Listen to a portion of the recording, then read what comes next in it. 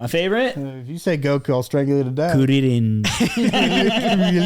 Love Krillin. Dude, he's Not perfect, bro. Yajirobe? He's the world's strongest human. He's the strongest human. He's a great dad. Got a good job to support his wife and kid. He's got a smoking wife. Yeah, he's got a smoking hot wife. But does ACAB apply to Krillin? Yeah, that's what I was going to ask. Does ACAB apply to Krillin? I like to think not.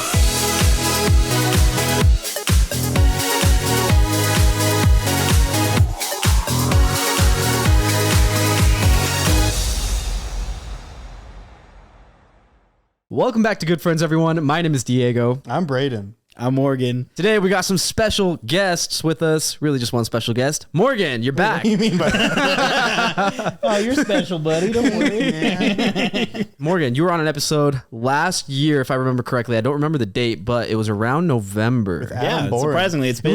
It was right. It's been over a It was year. near the Game Awards too. We talked about the Game Awards because we were talking about what we were excited to see. Yeah, we were all talking about video games. Super fun, dude. I love that one. That was actually our number one. That is still our number one podcast episode on YouTube. When you got it, this will be number 2. Hey, that's right. That's right. So you know we We had to bring them back. For the record, let's set the record straight. We are brothers. Let's do that before we start, just because it seems like people don't know. Yeah. That's true. Let's give a quick little recap on Morgan. I mean, how do you two know each other? Oh, well, Met in college. we were roommates for a couple years. We were doing our own, small indie film, and we just really hit it off. Little college project. No, we're brothers, and we work with you. That's right. We're all coworkers. For the last 3 years. It's crazy. It has been 3 years. It has been that long, huh? Anyways, GTA 6 trailer just came out. So, all right, first off, not that hype about GTA 6 yet because, bro, that thing ain't coming for years. It was 91 seconds long. I barely care about what's happening in January. You know what I mean? Let alone in 2025. Facts. I That's don't so care what's far happening away. in January. February, that was hot. Got Final Fantasy VII Remake 2, Persona 3 Remake. And then there was another one, but I forgot. There's been a lot of trailers that came out. Tekken 8 comes out in January. I don't care. You had me there, bro. You had me. Tekken Fighters. Oh. The Fallout TV show. Okay, That's what I'm most excited about. I'm actually piped. That trailer was good. I'm super hyped about it. I originally could care less, and then I was in. I haven't never played a single Fallout game in my life. The only problem with the trailer is it looks too clean. Everything looks a little too sanitary. It needs to be more grimy. I agree. I could get behind a little more grime. They have the ghouls. What are they called? Yeah, that's what they are. Yeah. Ghouls. They have the ghouls, and it's you can see I saw this guy put up pictures of all the ghouls from Fallout 1 to 4 to the show. Yeah. And they just get progressively more handsome. They do. They just get less messed up. They just got freaking Tom They got Cruise, yassified through the whole. They really did. Through the whole thing to now where we're at, where it's just a dude. He does don't look have skin though. Pretty clean. He looks like a burn victim. He looks a clean burn. He looks like a red Voldemort. He does look. I like haven't a seen red the trailer, Voldemort. so I don't know what you're talking about. So yeah, bro. Yeah, dude. Yeah, he's played by Walter Goggins though, and I like Walter Goggins. Can you name one thing he's done? Django Unchained. Can you name one more? Is he? The Hateful Eight. He does a lot of cowboy stuff. Those are both. I'm gonna be real with you. I ain't seen either, but yeah, dude. Walter Garland. What's his name? Goggins. Those are both Quentin Tarantino films. Oh, he's a Tarantino man. He sure Does is. he like feet? Feet guy? I have no idea. No comment. No comment. No comment. If he is anything like him, then yes. Yes, then absolutely. Yes. Okay, He's a so fiend. video games.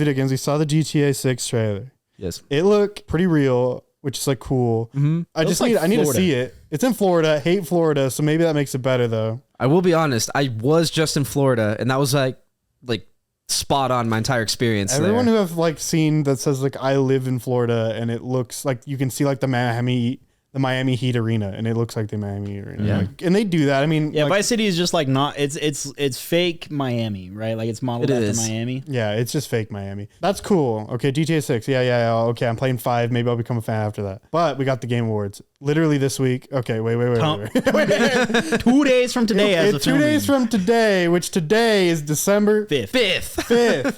When you see this, unknown, but today is December 5th. When you see this, So March anything- 23rd, 2024. So anything exciting that was announced, we will not talk about, but I will talk about how I'm excited about the Game Awards. Super excited. I don't care about the award part, but the advertising. I'm here for the game commercial myself. They're fun. Dude, They're fun. Good things that I'm hoping to see, bro. New Street Fighter character Ed revealed. They ain't gonna show that. Bro, why not? Costs money. Big show, big stage. All right, Bro, Mo, they paying for that. They're paying for it. Okay, They're paying. fine. Anything else? Hurry up. Boring. Supposedly, there's a new Capcom game coming out possibly next year that hasn't yet to be announced. Yeah, rumors are what Monster Hunter or like a follow up to Monster Hunter World. It's kind of Someone sick. said it could be a Code Veronica remake. I would be surprised to see an RE remake so soon after 4, but maybe. Also, where's RE9? Isn't there still like a DLC for Village that's not out yet? Anyways, maybe. as far as I Maybe know, there was There's one that came out, but I yeah. thought there was supposed to be 2. Maybe I'm confusing it with something else. Yeah. Anyways, I am most excited for. I'm gonna take it back to last year. Elder Scrolls 6 news. you're not getting any. I don't not getting any. What do you mean? Hey, look, dude. You're not excited for anything. My man really is saying 2025 is the best part of 2023, isn't he? He really is. He's like, GTA 6 comes out, and we'll finally get a trailer for Skyrim. for Elder Scrolls 6. No, Tom not even Howard, a trailer. please. You'll get that same title screen they showed like 5 years ago, no. but with like the actual title of the game instead of just the it'll say Elder Scrolls 6. That would be crazy. And it'll be called Oblivion 2. yeah, it'll be called 6, Arena. Oblivion 2. They are remaking Oblivion, and I am super excited about Oh, that. that was a leak, wasn't it? That was a leak. It was It's not during the officially Xbox done. Yeah, it was the leaks. Xbox leak. Yeah, so Oblivion 2, and then they're not Oblivion 2.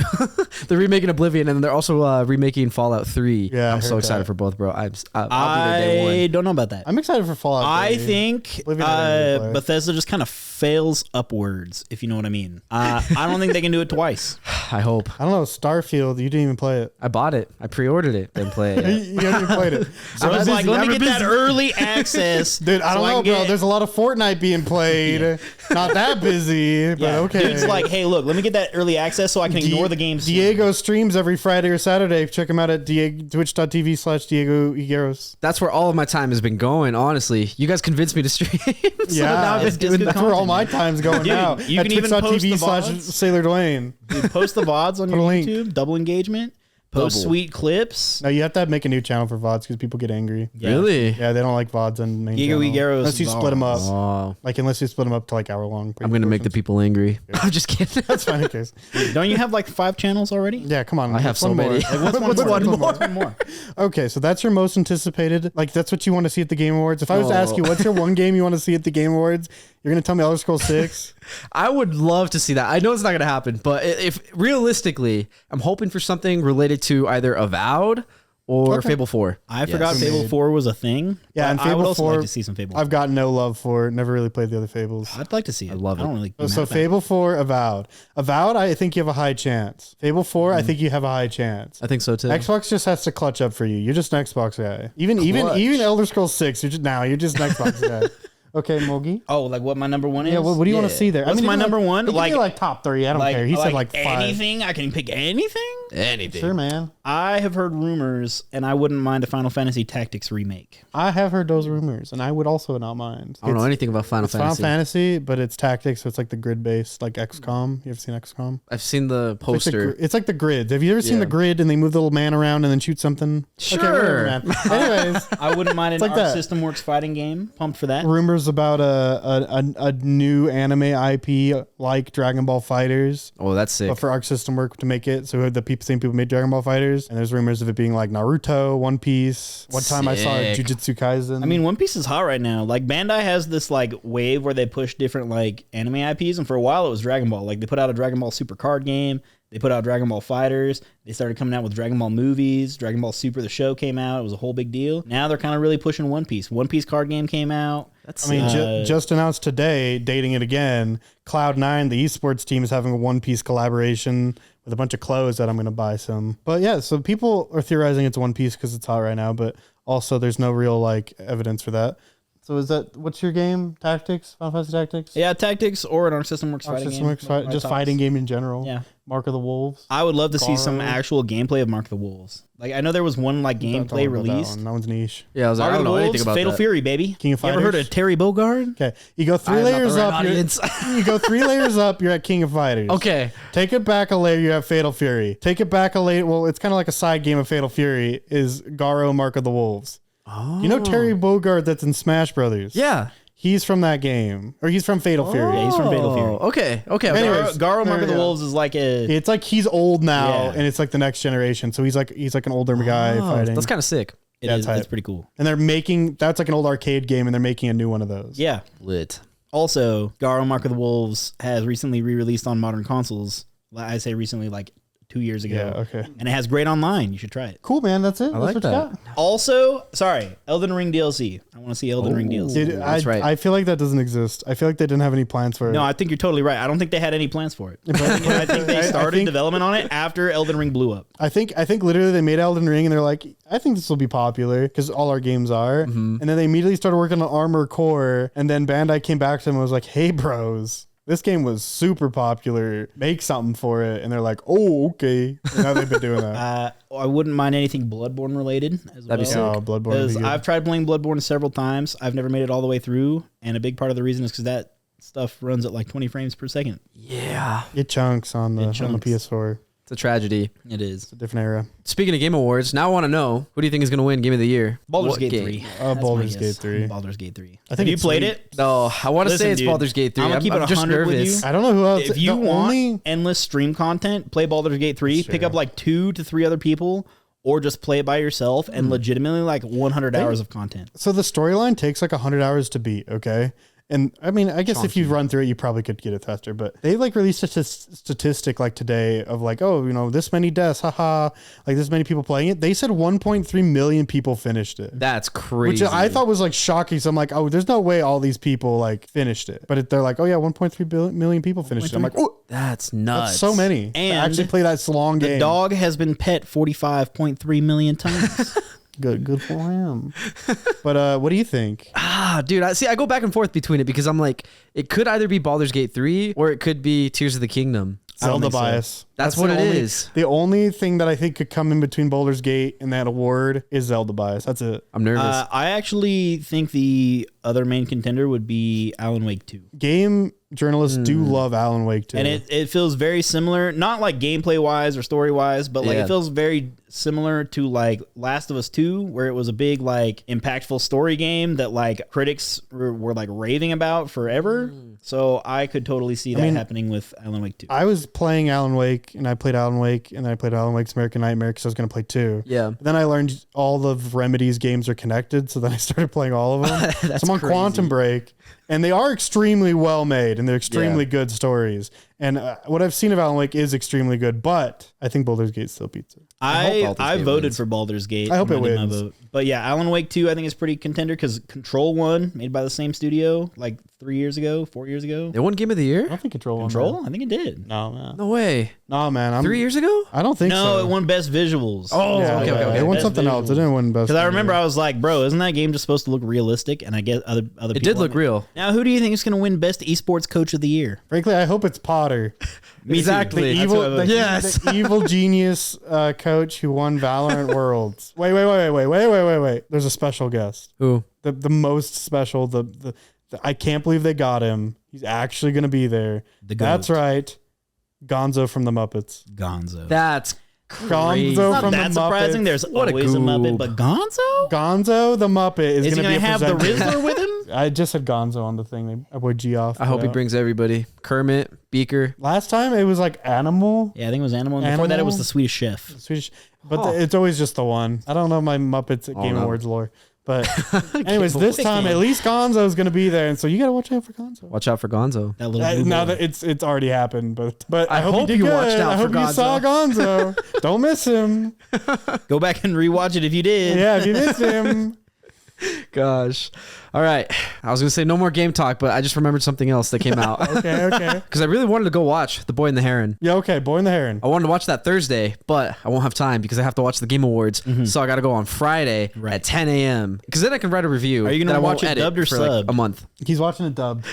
I watched it dubbed. Good. That's the superior. Robert Pattinson's the Heron, bro. You're the first person on my side. Bro, you Everybody think I'm else be trying to like, read? what the hell? think I'm trying to read. I'm not trying to read. Roast, bro. It's the only reason I'm not going to watch it with you on Fridays. I know. I'm just gonna watch it so bad. Dude, here's my thing with the dub voices, bro. I love dub voices. You give me that over the top character effect. Give it all to me. I want the cheesiness. I want the goofiness. I love the over the top like voices. I love it. Everybody's like fine. ragging on it, but I love No. So I like the cheesy voices. It's more of like it was made in Japanese. So I mean, see, here's the thing. Brayden is telling me, hey, bro, we got to go see The Boy and the Heron. You want to come? I said, yeah, sure. And he said, cool, we're watching it subbed. And I'm like, why, though? He's like, because it was made in Japanese. And I'm like, I guess I'll go see it. For sure, I'm going to watch it dubbed later. See, here's the thing, though. Shrek 2 was made in English. But the Spanish version of Shrek 2 is much better. There's no way it is. Oh, yeah. I mean, is it Eddie Murphy? That's not. You're telling me this Spanish man is better than Eddie Murphy? I don't know about all that. I think I promise you. Banderas is Puss in Boots still, though. So. I mean, he should be. Yeah. If he's not, it's embarrassing. But yeah, Antonio Banderas, I believe, is still Puss in Boots. So different. Now, if Robert Pattinson was speaking Japanese, we'd have no problem. It'd be an equivalence. You know what I mean? I gotta support the Batman, bro. I'm sorry. They already canceled like all the spin-off shows they were gonna do. It's done. It's done. Dude, WB's taking a real dookie. Yeah. I hear the Flash movie sucked. It did. Didn't even bother to go see it. Okay. Let's clarify. You liked Morbius a lot, but the Flash movie sucked. Yeah. Okay, but I'm just saying. I'm just trying to clarify. I liked Morbius, like in general. It was like rated it higher than Nope. That I had. If you watch the Halloween episode. You rated Morbius higher than Nope? Yes, he did. I rated it like 1 point higher. I'm in like shock. Are you kidding There was me? only like 2 or 3 movies, at least when I made a spreadsheet, that he rated lower than Nope. Yeah. It was very low on the list. I'm offended. That's what I'm saying. Are we going to trust this man? No. Here's the thing. I give you Nope run a review 6.9. Give it a 6.9. I said it's still a decent movie. What'd you give Morbius? Like a 7 point something. Yeah, like a 7.1, I think. Because I liked Morbius all the way up until the end. I was like, you know what? This is a pretty solid film. You just call. You liked it all the way to the end, but you don't like the vulture part. Well, yeah, that's why. the end. Yeah. I like everything except for, I guess, up until. Are you talking about the part where climax. Vulture shows up at like the last very end? Oh, dude, that sucked. I hated that. That's his beef. That's his only beef. That's your only beef is the Vulture That's not shows my only up? beef. What's the other beef? Let's hear it. Okay. I edited that video, so let's hear it. That's right. You did edit that video. Okay.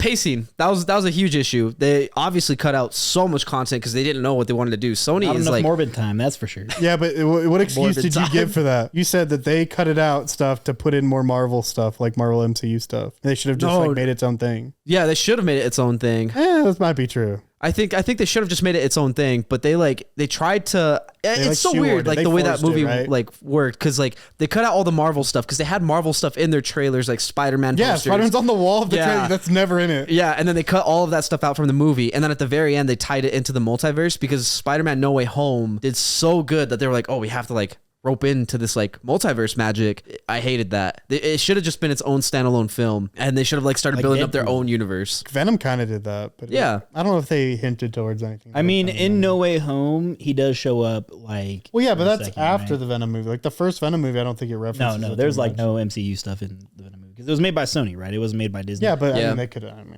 It's weird though, because like even in the Venom, like they bring him into the MCU for like a second, And they then leave send him some of the back. symbiote there, and then they send him back. And they haven't done anything with the symbiote yet, have they? Nope. Just there, it's chilling. Nope. It's just Drop for in the bag, It's just bro. for 5 years from now when they make something. Yeah, I'm gonna Maybe be I honest. remember that? All superhero movies right now and TV shows failing, except for Invincible and The Boys. Yeah, Amazon for somehow. Yeah. Every other Amazon shows is failing besides those two. But, Yeah, those are the but they two got that are, those two. those are the ones that carry.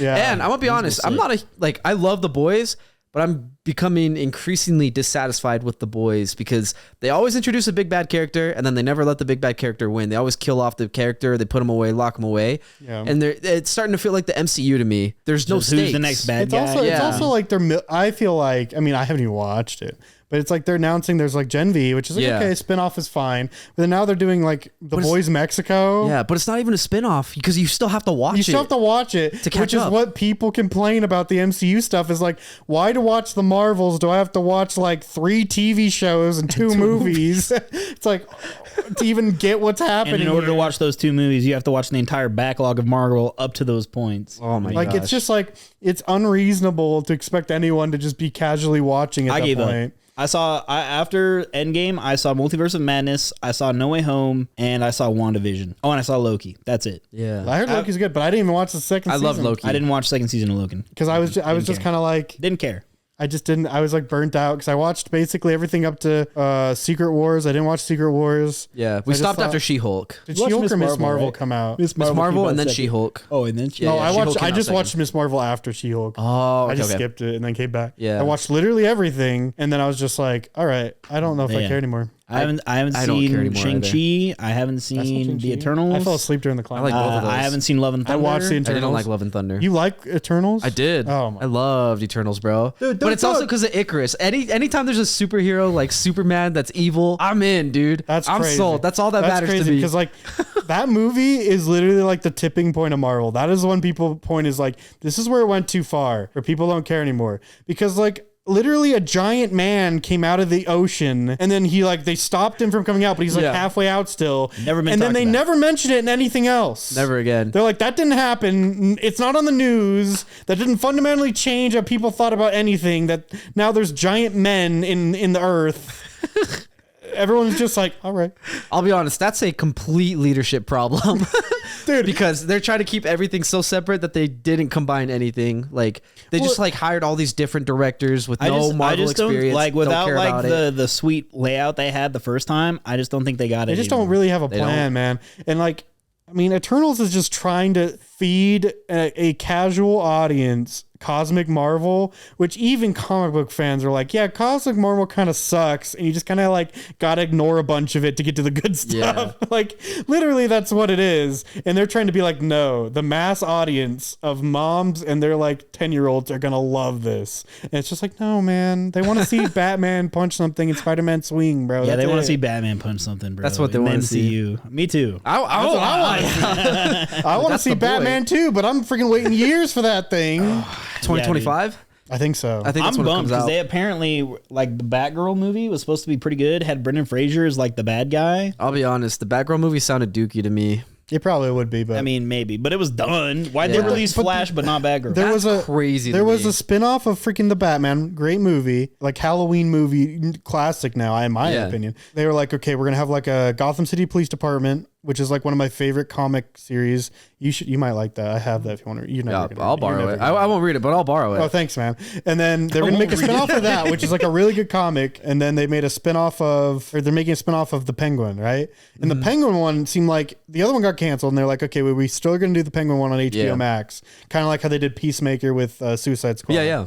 Which Peacemaker's like, Fire. honestly, I would argue better than Suicide Squad, which is already a great movie. It was a phenomenal Did movie. you watch Peacemaker? I did not. You really need to. I would I love need it. to see it. It made Peacemaker and John Cena in general go from like, oh, he was kind of a good character in that movie. I like him. He's like a good bad guy. Yeah. To being like almost the pinnacle of like character like studies that I've seen. And it made John Cena an actual good actor in my eyes because he just does such a good job. I love with John Cena. Peacemaker And specifically. now he's going to be Peacemaker in MK1. Peacemaker's right. Also, so you're getting your boys. You're getting Omni-Man, Peacemaker, and Homelander all in I'm so Mortal excited. Kombat. I'm so excited. And it is awesome. Omni-Man, like I thought he looked a little weird when I first saw him, but now Yeah. that I've been playing the game, dude, he looks fine. Great, yeah. He is just part of the game.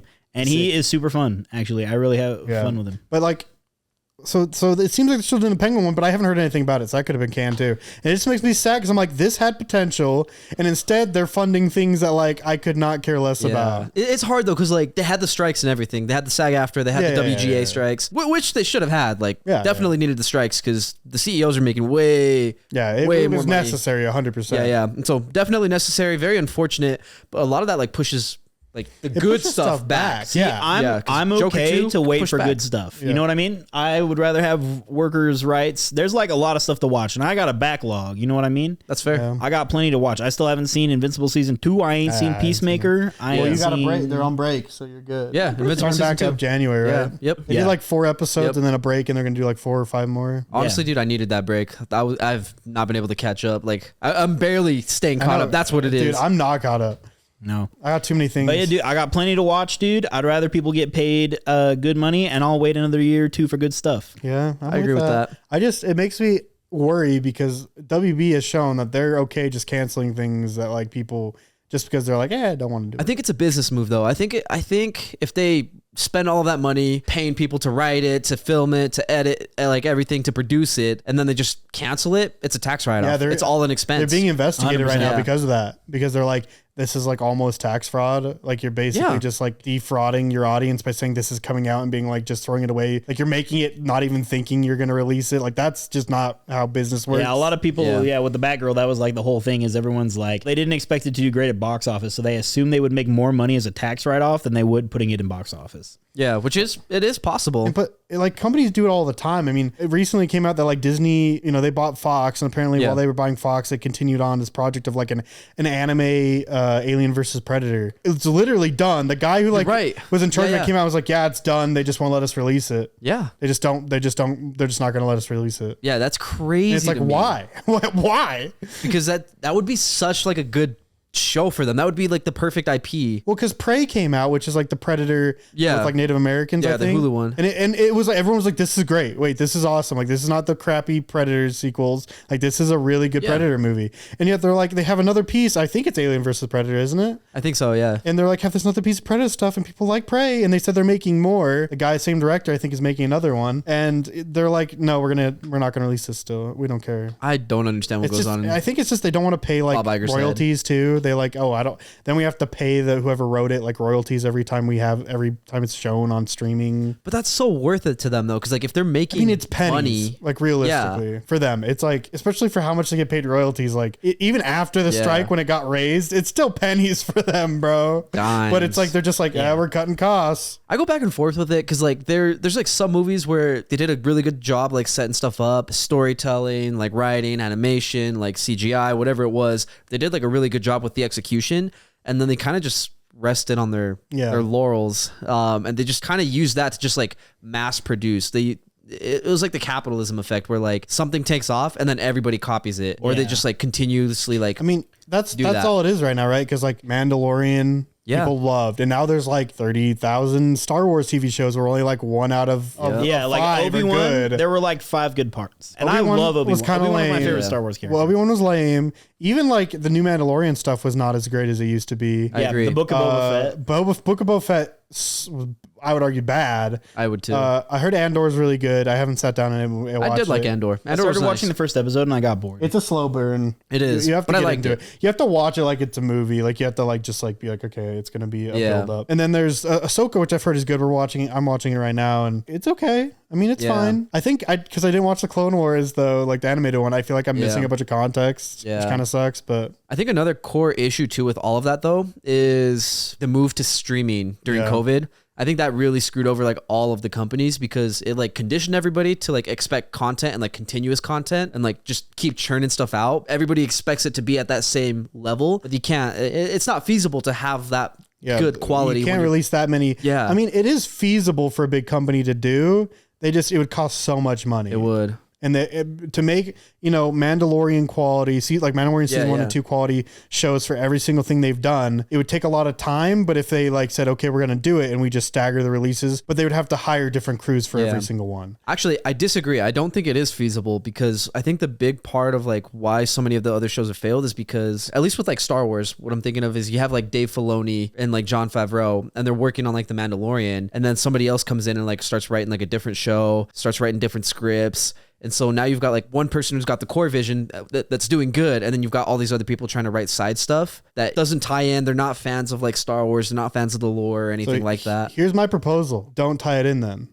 Just have it be a separate story. Yeah, like have one guy do like the Old Republic. It doesn't have to, your favorite character doesn't have to show up. Don't have it tie in. Then they don't have to worry about, Yeah, like the Mandalorian doesn't need to show up. You know what I mean? I agree. Like have one guy do the Old Republic, have one guy, literally, Jon Favreau and Dave Filoni doing the Mandalorian, and then have every like one other TV guy show they've done besides something else. Obi-Wan, I guess, has tied back to the Mandalorian. And maybe not Andor. And if it doesn't tie back to the Mandalorian, it ties back to the prequels, or it ties back to the sequels, or the original trilogy. Just give someone like, okay, so we're making Mandalorian and we need it all congruent with this Ahsoka. So we're going to work on those. And Dave Filoni is going to supervise both so they match. And now we need something in between those. Okay, Jim Bob, go make a freaking Blue Blorp story and just make it like a freaking war crime drama. Like, I don't care. Make it a horror film. I don't care. What people like so much about the Mandalorian seasons 1 and 2 is there were no ties to previous like Star Wars stuff other than, Mandalorians exist. And they briefly mentioned like the events of like episode 9, right? Yeah. Like very briefly, they're just like, oh yeah, the Empire's fallen. We're back Which to is whatever fine. we are. That's what you need because that's the world, right? It basically just gives you what time period you're in. Yeah, it's a story in the world. But then That's all also has it was to be. basically just a Western that happened in the Star Wars universe, right? Like Which there is was no sick. tie-in, and then Luke showed up in like season 3, and everyone's like, that was cool. But it's all been kind of downhill from And there. I think cameos are fine, like, but you can't have them be like super integral story points, right? No. And I think a lot of it has to do with people want to have content from Star Wars, but it's because they like the world. I don't know anyone who's really that big of a fan of like the Skywalkers. It's like I just really like the Skywalkers. I mean, Darth Vader's cool, but cool. no one's like, dude, aren't you like the biggest fan of like Anakin's mom? Yeah, You know what I mean? Big Like Padme guy. You Padme guy. Oh no, it's not Anakin's mom. That's No, Padme's his wife. Basically, realistically, you got And the like, answer is yes. Luke's We are mom fans. is- a lot of people who are fan of the originals like Luke, right? But like, They do love Luke. Yeah, but and I Han. feel like there's not a lot of people out there that's like, we really need a Luke TV show, right? we don't. Because you don't, because we had freaking 9 movies of that. Yeah. So let's cut away from the Skywalker stuff. Let's do something else, right? Yeah. That's my opinion. I'm like, okay. Something they could do that would work really well. Just a movie like set in the Undercity of Coruscant, just like somebody trying to like make it up out of the scraps and just world built yeah, from that'd there. be cool. I wouldn't mind something like on just like a Tatooine based show where like, you know, pod racing is involved and like, Okay. Yeah, just like I disagree. Not on Tatooine, but they could do pod racing somewhere else. don't have it maybe based like the kids from Tatooine, but then make it like he's just a racer, so it's just like a sports show, but like racing. So it just goes him to going to the different cups so it's just and a car. competing. It's like a race shit. It's like right? Ford versus Ferrari, but with pod racing. Like, I don't with even pod care. racing. So then Like, he wins on Tatooine, gets sent to this other place where, you know, he joins like the major circuit. And then it's like one of those underdog stories. That's you what know what I mean? that's That'd what be I cool. want. I want stuff that's in the world, but not. And I think another pit hole they fall into is everything has to be end of the universe, the worst thing ever. This happens with Marvel all the time, where every single character has to have an enemy that's like, if they win, The world's over. it's over. It's all over, bro. Which is funny because they never actually like call the rest of the Avengers when there is a world-ending threat. It's They're just so like, I'll handle That's it. one of those things you just have to like ignore to even get through any of them nowadays. Just make a guy who he's just trying to make money as a freaking swindler on the street. And the only problem he has is he doesn't want to get arrested. You don't need a greater, he's actually going to flip and become, for the greater good. He's going to help the Republic. It's like, no, I agree. just have him be him and have him have his own problems. Yeah. Dude, honestly, so I'm Scale not it the back. biggest Star Wars fan. I think Star Wars, generally, it's alright. No better, no worse than just alright. Keep talking. I'll be right back. Keep talking about Star Wars. I'll be right Okay, back. all right. Anyway, but big fan of The Mandalorian seasons 1 and 2. It's just something completely different. I think it's a really cool, like, space western. Big fan of The Mandalorian. Another thing that made me super into it in general. This guy. What'd you say about you not liking Well, all right. Hold up. I said it was mid. Hey, I didn't say nothing. Anyway, but like I'm a big Pedro Pascal fan. He does a great job. I mean, Pedro Pascal's great. And then I think it's also because like Star Wars is built off of like picking a genre or something, Yeah. like some base story of like that's just known to be good. And then just putting it in the world. Like that's what Star Wars is. That's what Mandalorian is. They took a Western. It's a very generic, like found father Western where it's like, oh, I am now the father to this kid. Yeah. Like there's so many things like Lone Wolf and Cub is like a very classic like manga. That's the same thing that people love. It's that kind of thing. And they just put that in Star Wars and then everyone loved it. I mean, like, even the original trilogy is literally basically just King Arthur. It is. Yeah. it's all just like classic tales or classic tropes, but done in a Star Wars way. You take something good and you twist it and you fit it to this formula.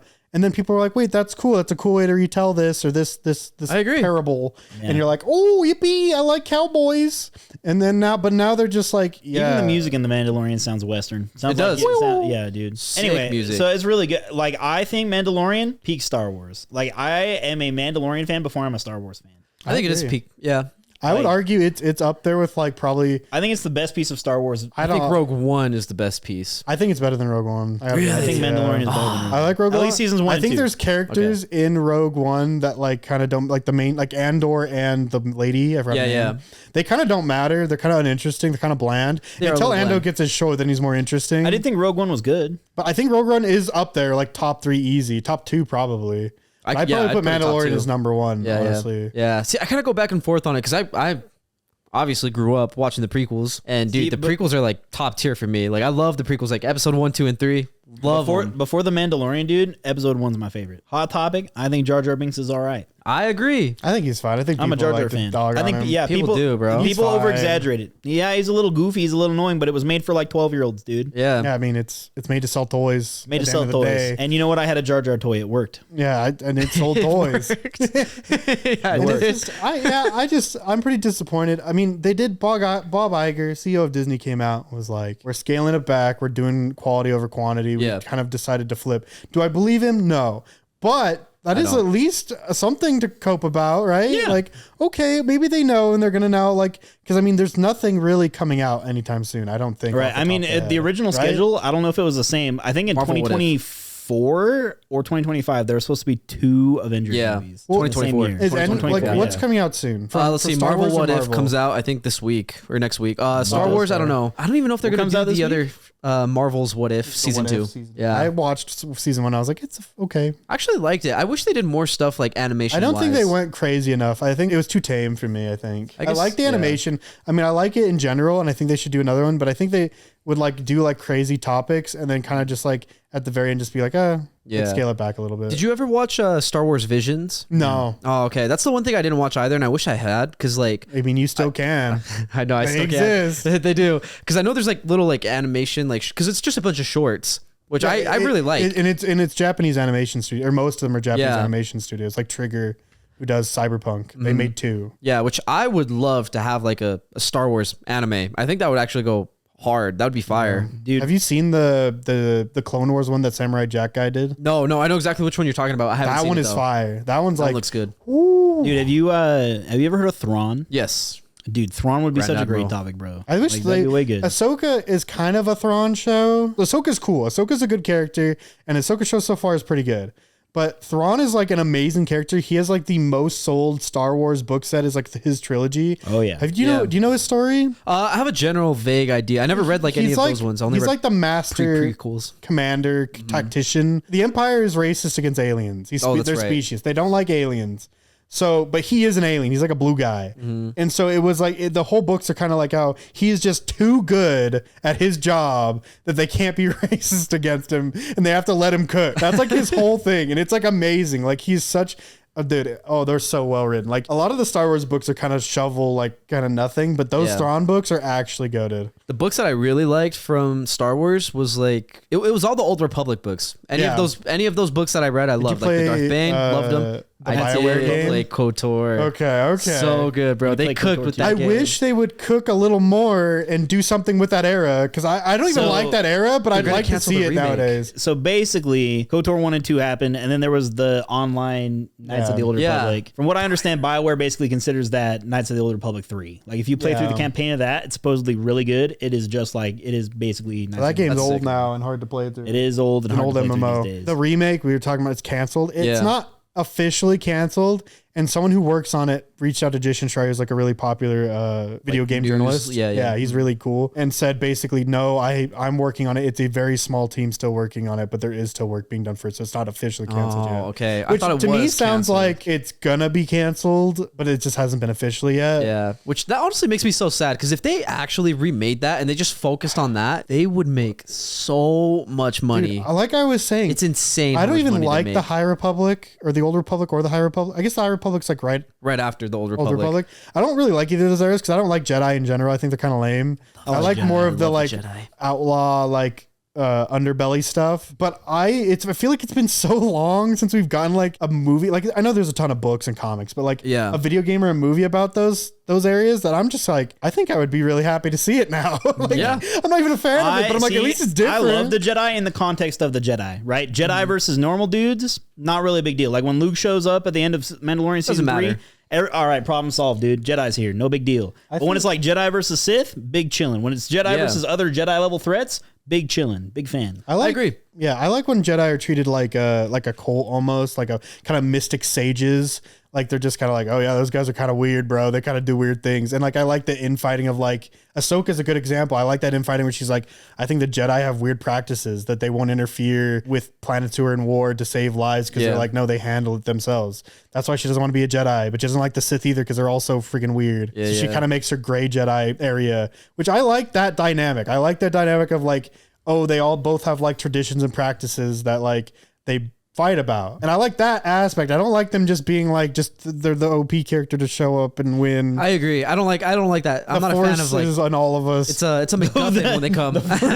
Gulp shit out. Gulp shit out. Well, yeah, I'll have him wear that shirt and I'll sell him on this podcast. I think like for me, peak Star Wars, when I think about like the best Star Wars media I've seen, it's the Old Republic trailers for the MMO. I love seeing like, sweet. yeah. I remember one popped up at like, it was a Game Award or something that popped up and I was just like, whoa, this is like sick. Like what is this? Cause I'd never really seen them before. And then it was like the MMO and I was kind of just like, oh, well that's lame. But also that was a great trailer. It is. Yeah. Cause that's why I love the Old Republic is cause it's hundreds, like thousands of Sith, grand, Dark Jedi right? fighting hundreds, thousands of Jedi. Because Star Wars really timeline's kind of weird how like the old is more futuristic than the new. And it's like this crazy. whole weird thing. But who cares? You could do like almost like a weird like Sparta versus Athens with the Old Republic too. Like you could do a weird like Odyssey type thing with it, like get real weird with it and it'd be kind of cool. But they don't. They just don't do anything with it because they're just like, yeah, it's too hard. I don't know. They mishandle it. And then I think Marvel's getting to that. It's a very similar situation where it's just like. Which is crazy because like there's a lot of cool stuff that happens in Marvel Comics. Like 2 years ago, they did the King in Black storyline. Do you know about that one? Nope. Explain it. King of the Symbiotes, God of the Symbiotes, comes from the symbiote planet down to Earth and starts like infecting everybody. And like there's a whole year of build up to it where basically Eddie Brock, Venom, is like, oh crap, Null is coming. K-N-U-L-L, right?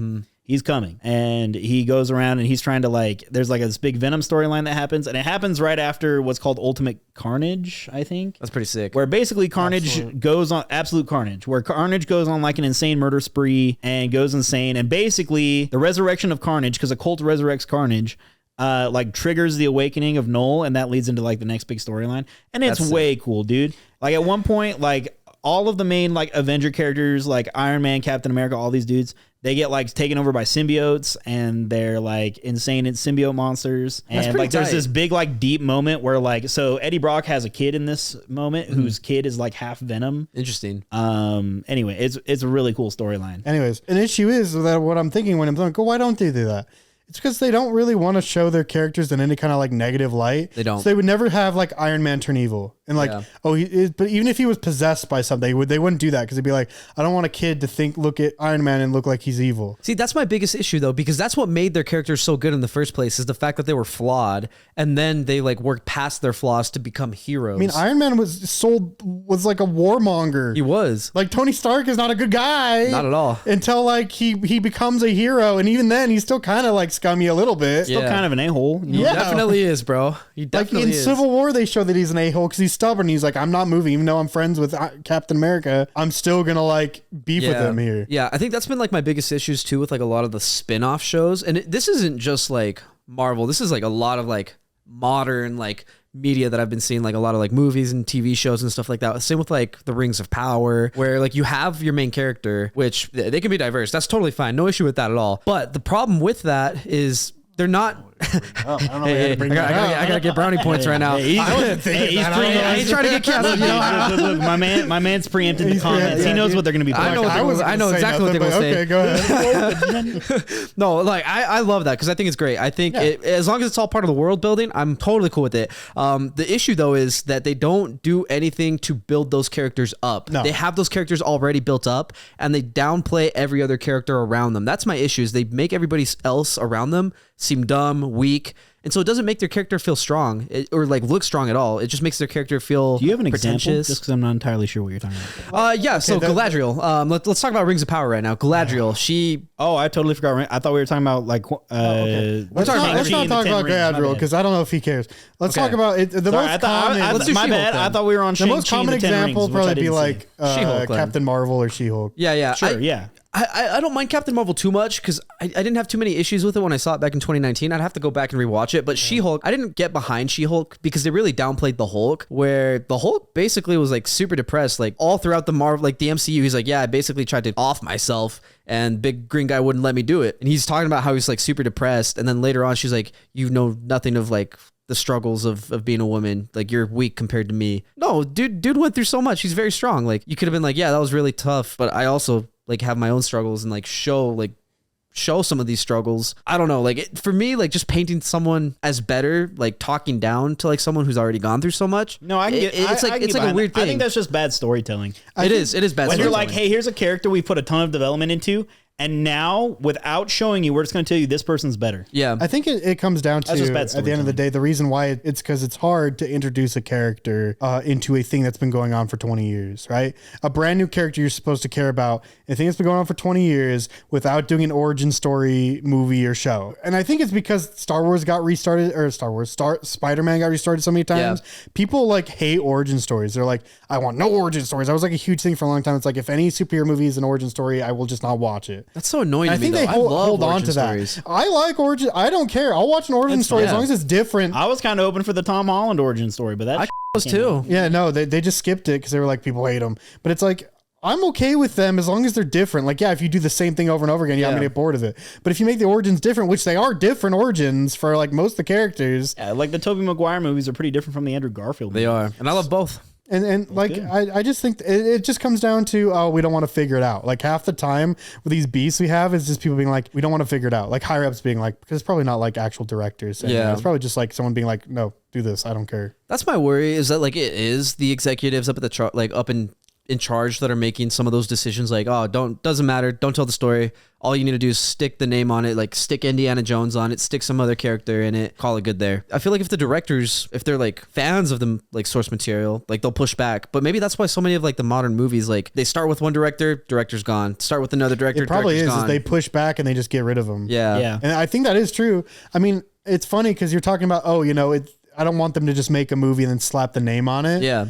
But the movie literally right behind you is basically one of those movies, and it's one of the better movies that's come out in a while. So, because like, what does the actual Joker movie have to do with? They could have put anyone there. Frankly, the only context you're totally right about that. The only context you get for it being the Joker is he's mentally has issues because the Joker character. Yeah, that's it. If you showed me Joaquin Phoenix, just look at like Beau is Afraid, I'd be like, okay, this dude's not good. Like he's not having a good time. You're right. They could totally they could have gotten rid of the Joker name and just made a completely different movie about him being like mentally ill. I mean, I think it is the Joker. I'm not saying I think it ties in well. I think it's good storytelling. But it's like they didn't copy. I mean, okay, they copied like the King of Comedy, which is like it's not copied, but that's their inspiration. Yeah.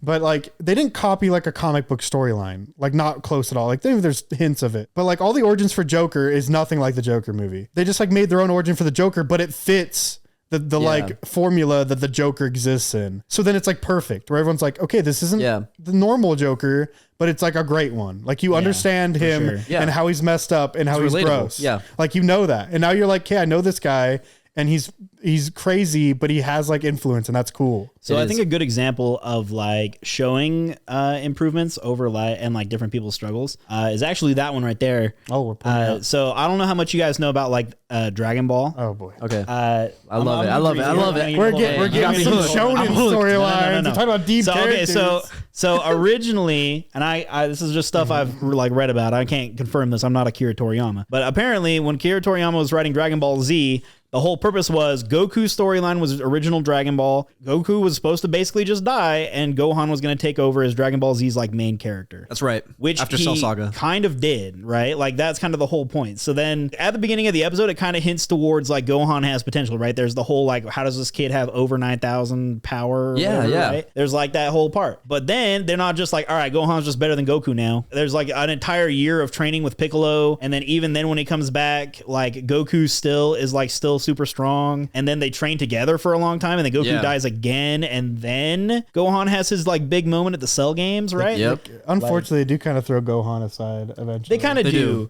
which is kind of hurtful because I love Gohan. He got some juice in the movie. Yeah, Superhero. So did eventually, you watch Superhero? I did not. I really wish I had. You should. We watched it in theaters. The Dragon Ball awesome. Superhero, super good. Dude, my wife, who has seen one episode of Dragon Ball Z, was like, "That was incredible." It's a good movie. It's a well-contained, like little like juiced up. Dude, when he freaking powered up in the theater and it was really loud and everyone was like cheering, dude, it was hype. I was like, oh, He's going Dude, crazy. it was so good. But like the whole thing is that Gohan goes through this whole struggle, and then even after they like finish the Cell games, he kind of just is like, "Well, I've become this thing now," and he becomes Super the Great Saiyaman. Saiyaman, right? The Great Saiyaman. Saiyaman. Yeah. And he still like does all this important stuff, and then just sort of at the end, he's like, "Well, I've done it. Now I'm gonna have a kid and retire, and that's that." Because Goku's personality is I'm just gonna keep getting stronger and stronger, right? Yeah. And then in Super, it goes basically back to Goku. But like that was great because then in the superhero movie, like Dragon Ball Superhero, when Gohan goes beast mode, have you seen beast mode Gohan? Yeah. Dude, when he goes beast mode, you're not just like, oh, he's just the chosen one. He's like, bro, this kid's worked his butt off. Yeah, I mean, this is something new for him. He really has had a new form in like Not since years. decades. Yeah, decades. Since even. I think literally like Planet Namek. Like, you know what I mean? Like, I mean, I don't know if GT where he's at, but like if you count like probably only Super Saiyan 2.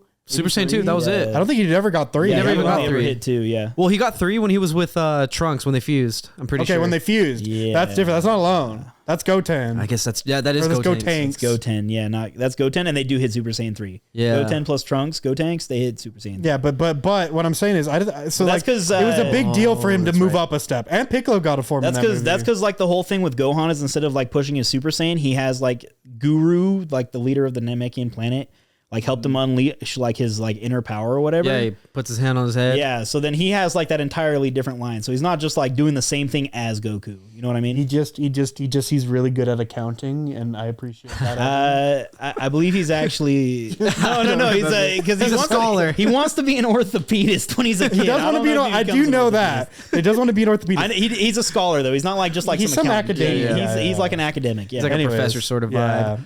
I'm gonna be honest, dude. Gohan was not my favorite character. Really? No, Love not at Gohan. all. I liked Gohan. I loved Goku all the way through, and I loved Vegeta all the way. I through. also love Goten Goku. and Trunks. Also love better, Goku. but I do like Goten and Trunks better, but I don't know. Trunks was like one of my favorites. Gohan was too whiny for me. But So- that could have been the voice actor. That could have been the Yeah. voice actor. He was a So child. so I'm with you, bro. If you can make it past when, Let him be- let him- once let him be a Vegeta and teen. Nappa show up, we're good. Yeah, I agree. I agree. We're good. Gohan's cool. Well, Okay, I have a question. I go back and forth on it. I like him when he's in high school. Adult Gohan and Teen Gohan are Pretty good. Teen Gohan, yeah. Teen Gohan's fire. Teen Gohan's cool.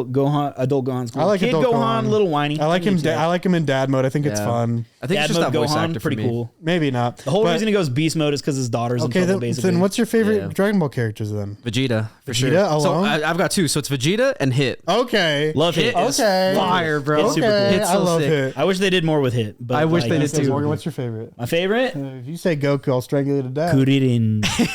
Krillin. Love Krillin. Dude, he's Not perfect, bro. Yajirobe? He's the world's strongest human. He He's is the strongest human. He's a great dad. Got a good job to support his wife and kid. He's got Only a problem smoking is, wife. yeah, he's got a smoking hot wife. But does ACAB apply to Krillin? Yeah, that's what I was gonna ask. Does Like, that's the ACAB only apply to question. Krillin? Does ACAB I like to think not. You know what I mean? He quit the service. He quit the service. He did. Remember, he quit did. the service. He I don't quit. think it can apply. Yeah, he quit. He's out. So we're good. Yeah, Krillin I think is maybe my favorite. If not, it's probably like Goku. Piccolo. I also love Piccolo. Piccolo. I love Piccolo. Piccolo's sick. Piccolo's probably my favorite, but Kuririn is a close second one. Why are you saying it like that? That's how they say it in Japanese. I think it's so goofy. Is that how you say it? Kuririn. Okay, because mine, I'm a little bit of a loser, but You're a I Master love Roshi fan, huh? Master Roshi. No, I'm just kidding. Yajirobe? No, he's the hero. Do you know Yajirobe? He really is the hero. He cut though. the tail off. He did cut the of tail off. Vegeta. That's crazy. He's crazy. Anyways, I And he like grows the beans. my favorite is Hit. I like Hit. Hit's like maybe my number 2. with Corn. But freaking Beerus, dude. I love Beerus. I love Beerus too. Love Beerus is sick. Beerus. I think he's actually such a like silly Whis better, character. You like Whis better? though. Yeah, but that's because like I like Whis is Whis, kind of but I like think the They're like a cool pair. Yeah. They're a cool pair. Yeah, I like Beerus I like them more, together. though. They're yin and yang. Yeah. Yeah. Yeah. Are you a Champa fan? Not as much as Beerus. Not as much. You don't like I fat do Beerus? like I do like Champa. fat I do Beerus. like Champa though. I like Jiren too. Jiren's cool.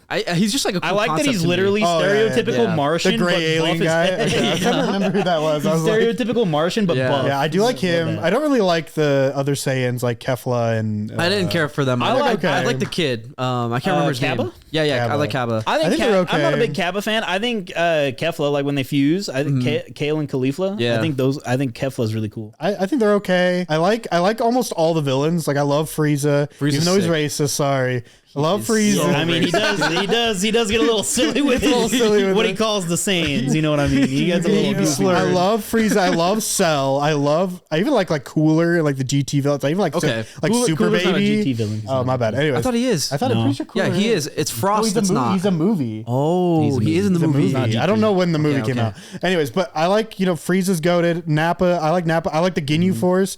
Like all Love the the villains in Ginyu Force Dragon is Ball are fun. kind of awesome, honestly. Love the They're Ginyu so Force. sick, dude. Like, I there's love not Dragon many Ball. that I'm like, oh, I don't really like them. Like, Did you ever watch Majin Buu? About Lord Kid Slug, I love Kid Buu. Kid Buu's Kid Buu's sick. I like Lord Slug too. Who's Lord Slug? movie villain. He's a movie villain. okay. He's just he's a Namekian. I'll be honest, He's a dude. I'm Namekian. lacking on the villains on. Movies. Anyways, but like Boo is hype. I love Fat Boo. I like Kid Boo. I like Weird Gray Boo. Weird Gray Boo's Weird scary. Gray Boo's cool. Janemba? Fat Boo annoys me, but I love Kid Boo. Do you like Janemba? Yes, I like Janimba. Janimba's like the red He's a alien. little He's like fat big- guy who He's turns like the into yellow a devil fat looking alien demon. that turns into like the. Like, he red looks like a one. devil. Is he? He's another movie. He's a villain. movie. Oh, okay, guy. Never mind. I was like, once you said like He's in, red like, the alien, I games, was thinking like the guy with Boo. The Burra. guy I who think looks it's like a Burra. devil and has a sword. Mhm. Yeah, Yeah. Dabura. Okay, Burra, that's right. I like Hercule. Or Dabura. I don't know. Hercule's Dabura, goated. Dabura. Hercule. Mr. Satan. Mr. Satan. Oh, I love Mr. J. He's so I love him. Hercule. He's the hero too. Vidal's dog. dad, he's the dude. real hero. Vidal's dad. Yeah. Freaking! I love Alien Policeman. What's his name? He shows up in Super. Yeah, he's He got has the his gun. own. He has his own Jacko. spin-off like Jaco. story. Jaco. Yeah. Yeah, Jaco. I like him a lot. I don't know why. I really do like him a lot. Like, there's just so many like There are. ones I point out. I'm like, It's so I'm good. like, I don't really know if I Bulma, like bro. Dragon Ball, but then there's characters I'm just like, wait, I like him. Yeah, dude. There's That's so a many sick guy right characters. there. Did you ever watch like the original guy. Dragon Ball when he's a kid? I've watched. I parts have, of yeah. it. Okay.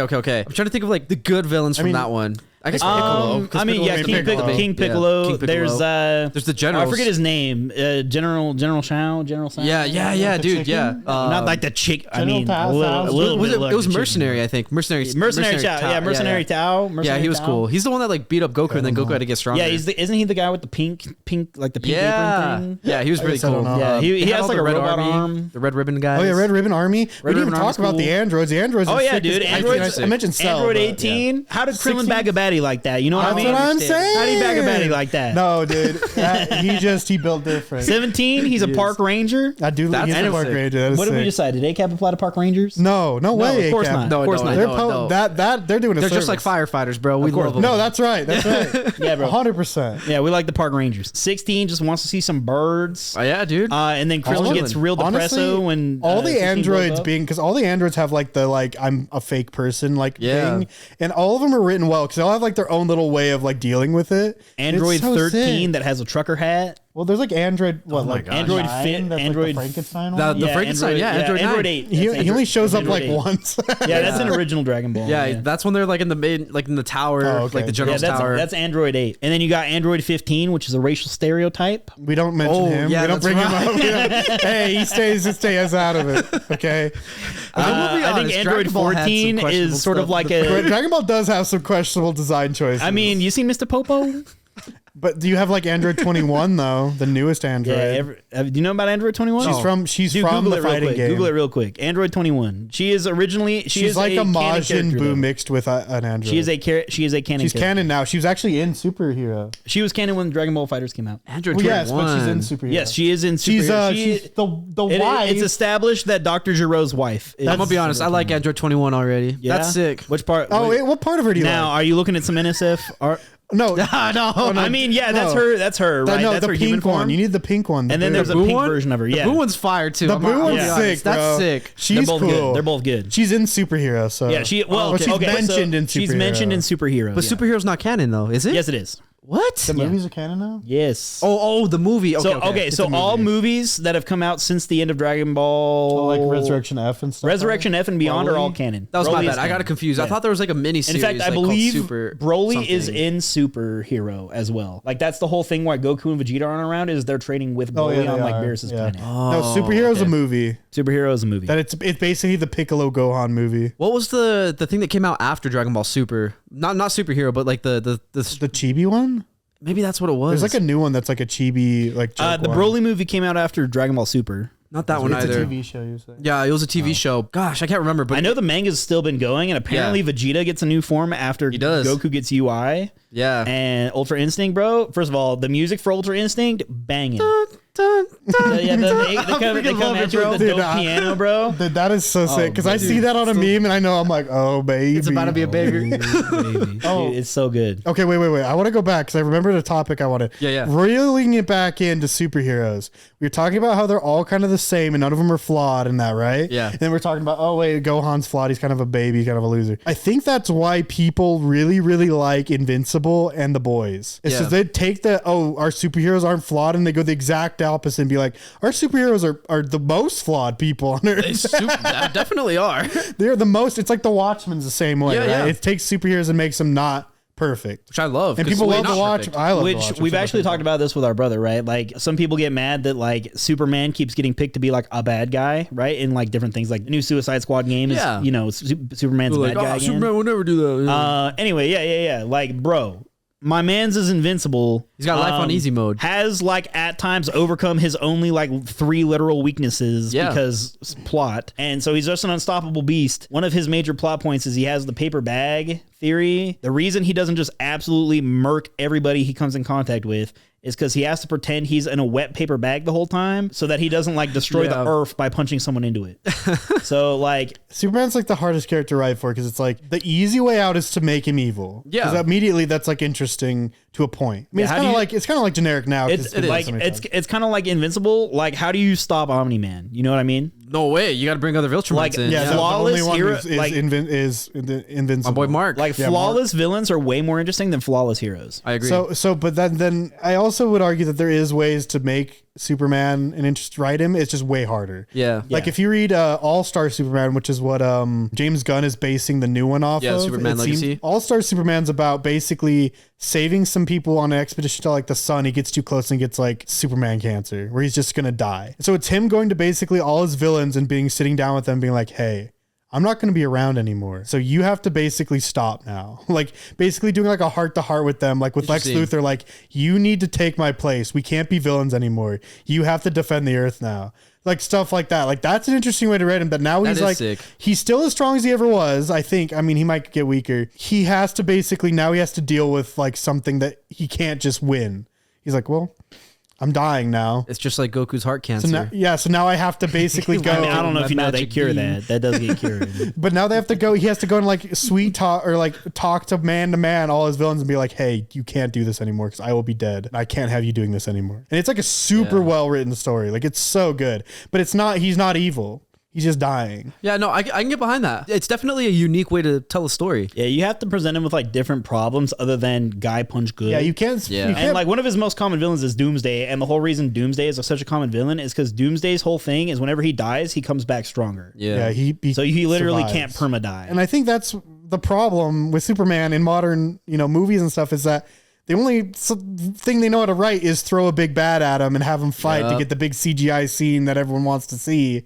They don't know how to make him be like. And maybe there's some kryptonite at some point to cause some sort of potential this doesn't And work just so out. happens that our mothers are the same name. Like, you know what I mean? Yeah, Like, that made zero sense, dude. that makes sense. That movie Did you sucked. say Martha? Both their mothers have the same name. Bro, if I was beating the literal piss out of somebody and it's like, save Nancy, I'd be like, what? I just keep. I'd be like, yeah, there's many Nancys, man. I don't, Yeah, dude, there's more than one Nancy on Earth, brother. but that's what I'm saying is that I don't think they have the higher ups don't want to greenlight something that is not that, and so Superman will never be good in my Yeah, opinion. because it's too risky. It's so risky. I don't know. We'll see what happens with James Gunn. Maybe he could. We'll see. 'Cause Dude, he does- Suicide Squad? I trusted Great James job. Gunn. Oh, no, I do. I still trust James Gunn. I don't trust Yeah, Taika Waititi anymore. I don't trust. Yeah. He burned me. did. I did What- trust him what, with my Love and heart Thunder? and soul. and Yeah, Thunder? but I did Yeah. trust him with my heart and soul because I like What We Do in the Shadows, and I really like Jojo Rabbit. Ragnarok and Jojo Rabbit. Ragnarok, yeah. Bangers all around. Then Love and Thunder was kind of L. So I don't really trust him that much anymore. But James Gunn, I trust with my heart and soul. I do trust James Gunn. The only thing that gives me like some skepticism right now, and this might have been like some higher ups forcing him to do it, is when they announced that he was taking over. He was like, "Yep, the Flash is going to lead us right into the new DC." That's the problem. That's the thing that I don't like, because then like the Flash completely bombed. We still have Aquaman 2 that's going to come out next year. Dude, and Gonna be supposedly has nothing to horrendous. do with anything because the rumor is what's his name? Jason Momoa is going to be Lobo, not Aquaman anymore. Yeah, that's why I'm like upset. Like these are movies that they should have Honestly, immediately just canceled. dude, They just him as canceled. I know. Lobo? Instead, they're canceling Batwoman, which even though it probably wouldn't have been good, at least it's still relevant. Yeah, dude. Look, honestly, 100%. Jason Momoa as Lobo sounds cool. It's gonna be It does sick. sound fire. Dude. But that's you know what who Lobo is. Yeah, he's in Injustice. That's all I know. Yeah. Yeah, but he's sick. He's Jason just like Momoa a as space Lobo. biker. Yeah. So cool. He looks like a Lobo. He comes from a planet He that does. like they like fight all the time, and he kills everyone else on his planet because he's like, I'm the best. I like a believe he can Rotomite. do it. The only thing that worries me about him is that he has a like ball and chain that was all the like 5 movies that was made before he was able to take over and change stuff. Where they were made, so they were paid I think, for. dude, let Aquaman 2 come out. New period starts right after Aquaman 2. I would ignore. That's what I would love. Hopefully, he ignores the Flash. Hopefully, he just is like, just kidding. I well, don't especially care with anymore. Ezra Miller's issues, I don't know that they can With bring it Ezra back, Miller's you know what issues I mean? and the bombing of it, they might just be like, Yeah. okay, you can erase it. Dude, We yeah, don't for care real, for anymore. real. Like if they're dead set on Aquaman 2 coming out, fine. New period starts right after Aquaman. It's funny 2. because I've heard that the But Flash I don't think movie's they'll not do really that. even bad. Like, it's just like fine. Like, it's not the worst thing you've ever seen. Like compared to like maybe Morbius to some people. To anyone else besides But it's Diego. just like it's meaningless, right? Because like when you're building these movies as a connected storyline instead of individual pieces, if your connected storyline doesn't exist, then it falls apart and you don't care. Immediately. Yeah. I'm gonna be real. My like ideal universe, Aquaman 2 comes out. If they're dead set on it, I wish they would just cancel it. I But wish- whatever. yeah. Just Aquaman 2 comes out. There's no way they announce this beforehand. Be like, hey, yeah, the connected universe starts after Aquaman 2 because then no one's gonna go see Aquaman 2 because it doesn't matter. Yeah. But anyway. After Aquaman 2, new universe starts, have each movie be completely independent, no crossover between each other, and then you have like Justice League. You know what I mean? I mean, that's what We've seen it before. We that's do what not Avengers need you. is basically. I mean, yeah, there was the end credit scene, and That's that the was the only only thing they tie-in. need. That's And the I'm fine only with an thing end they credit need. scene. But Yeah. it's that's Do the how end that's credit why scene. you like those characters is because you actually got to know them, Yeah. not them in relation to everyone Yeah, else. there were 2 Iron Man movies before the first Avenger. Yeah. One Captain America, one Thor. Like One they Hulk. all had their own Technically one Hulk, whole. Yeah, I mean technically, yeah. If you Bad count Hulk. the Christopher Nolan Hulk, right? All of these movies came out first, and then Avengers. Yeah. and then you had follow-ups with like Iron Man 3, Winter Soldier, etc. Yeah, right? the build But even up to then, the they were next still thing. mostly contained. Like if were. you hadn't seen Avengers, Iron Man 3 wouldn't make a ton of sense because this whole thing is he has PTSD from the Avengers incident, right? The New York incident. But like Winter Soldier, You'd be fine. You'd be totally fine. You could watch. Oh, you yeah, could watch you're the totally first fine. Captain America and then watch Winter Soldier and you'd be like, hey, cool, neat. yeah, that was sick. It's a good. You could watch yeah, Thor, good then story. watch Thor 2. No big deal. And I think, yeah, and getting back to the DC, I think I like what he has planned, okay? Because he's got some weird stuff planned. Because he's got the Superman one, which I'm a little worried about. Because like Superman starting a new thing is like scary because Superman's hard to write. It is very scary because if he doesn't get that one right, everything else immediately just falls pointless. apart. Yeah. They're probably just going to cancel most of it. Yeah. But he has some stuff I like. There's a Hal Jordan, or no, not Hal Jordan. What's the other Martian one? Manhunter. No, I don't no. the other guy that plays the other Green Lantern. Let me look What's it up. his name? He's in the Young Jon Stewart. Justice. Jon Stewart. That one, yeah. Jon he's- Stewart is is that a the- way better character than Hal Jordan, and I will die. Is that the black one? Yeah, yeah. Yes, it is. Okay, yeah. I was trying so I hard to agree. avoid That's saying the that one- too. We were That's trying the our one I best. like. Yeah. Okay, that's the one I like most, bro. Like every He is like a all way, of the he is such an animated series interesting and stuff that character. have him in it, And then yeah, Guy he's way better. Gardner's a really, really good character. And he said they're making an HBO Max series that is basically space like noir detectives with those two. That's fire. Which sounds like a buddy detective thing with those two. And I'm just like, oh, that is so good. Then he has freaking Swamp Thing that's supposed to be a horror thing that Oh, he's that's coming right. out. Yeah, that's yeah. I'm like, oh, Dude. baby. Dude, give me Alan Moore Swamp Thing, bro. Alan Moore wrote some Swamp Thing that's really That'd good. be And then he's doing like a weird group that's like a weird like CD tier team. Okay, yeah, It's kind yeah. of like the X-Men, kind of like just weirdo Yeah. teens. But I love teams like that. That's Those are perfect. so Have you watched fun. like Umbrella Academy? I haven't. No. Oh, you need to watch I need Umbrella to. Academy. That's that vibe. And then like he's doing that, and then like he's cooking. Let him cook. Like some of these, but this thing that sucks about that is they're also like that's like 2026, 2025. It's Yeah. like, oh But man, I don't mind like if he gets Superman The Legacy problem- right, yeah.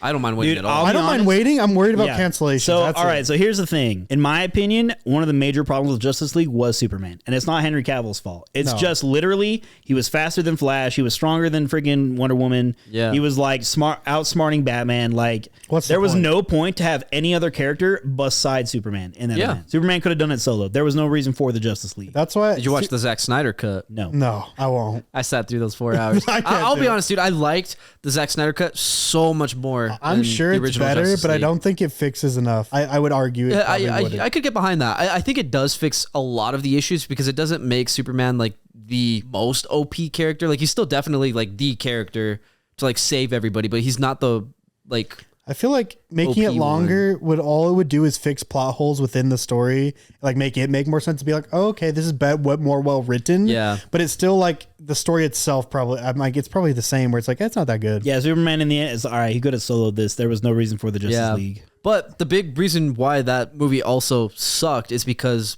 Batman v Superman, that movie sucked. And so they were already going in with like a terrible start to their Justice League, and they were trying to rush everything. If they would have just focused like on individual movies like they did with Wonder Woman, Which and they the first Wonder Woman was so good. fire.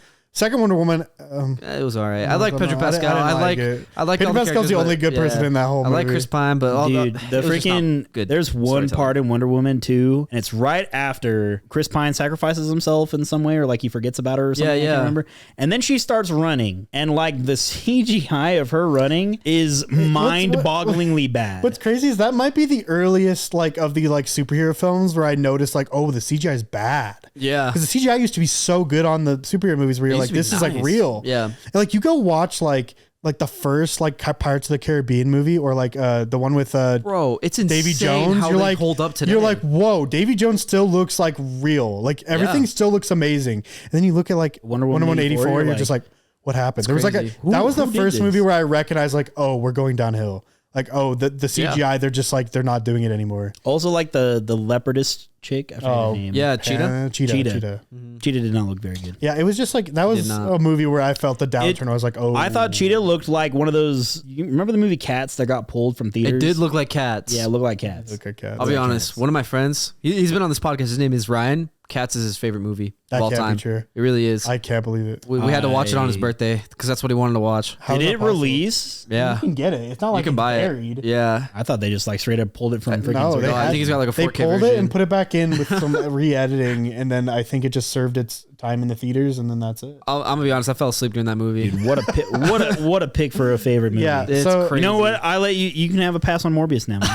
maybe you can. Maybe it's not that bad. Maybe it's not that bad. Could be worse. Maybe I'm complaining over nothing. Could be all right. Maybe it could be worse. But what I'm saying is just make good stuff at the end of the day. Just cook a little, huh? That's what I'm saying. Give people the freedom to do something. Hire some talented strange. writers and let them cook. Don't touch it. if Frankly- you're an executive, if you're a movie executive, don't touch it. I think even like movies that are like, even if they're like kind of bad but they're weird, they stick with people. People are like, oh, I remember that one. Yeah. And they're like, oh, I kind of like, well, maybe I'll show my friends that because I'm like, this one's weird and it's kind of bad. You want to watch it? People remember stuff if you get a little weird with it. There is a Yeah. good bad, right? There's is. a good bad. And I'm not even saying like a good, bad movie, but just like at least different. So then people are like, whoa, like, okay. Beau is Afraid is one of those ones where I thought a lot of people be like, yeah, I didn't really, it was so self-indulgent. It's like 3 hours long. Yeah. It really wasn't that. It was like too full of themselves. Like they kind of hated it. And a lot of people kind of came out with like, some people liked it a lot. What movie? Yeah, Most it people was were kind of pretty just like, it split, was yeah. okay. What are we talking about here? Beau is Afraid. The one with Joaquin Ari Phoenix. Aster. The guy who made Midsummer and Hereditary, he made Okay. a not horror film. Yeah. But it's like a weird film with Joaquin Phoenix and basically him going crazy after his mom dies. I think so. Yeah. People still remember that film, kind of hold it up because they're like, it's different and weird. I like what he did. He was able to do whatever he wanted. That was cool. The same thing happens with freaking your boy James Wan? James Wan. James Wan. James Wan Love directed James Saw 1, banger. That was People a banger. remember Saw 1. He directed Aquaman. He directed Fast and Furious 7. Hey, look, that one's pretty good. But then Here's he the thing. directed Malignant, which is like a crazy movie. Yeah, he directed Insidious, which has spawned an entire like media But franchise. like, let them He cook. directed The Like, Conjuring. They are artists. Let them do something they want to do. I mean, force them to do the big one. They can do Fast 7. He can do Aquaman 2.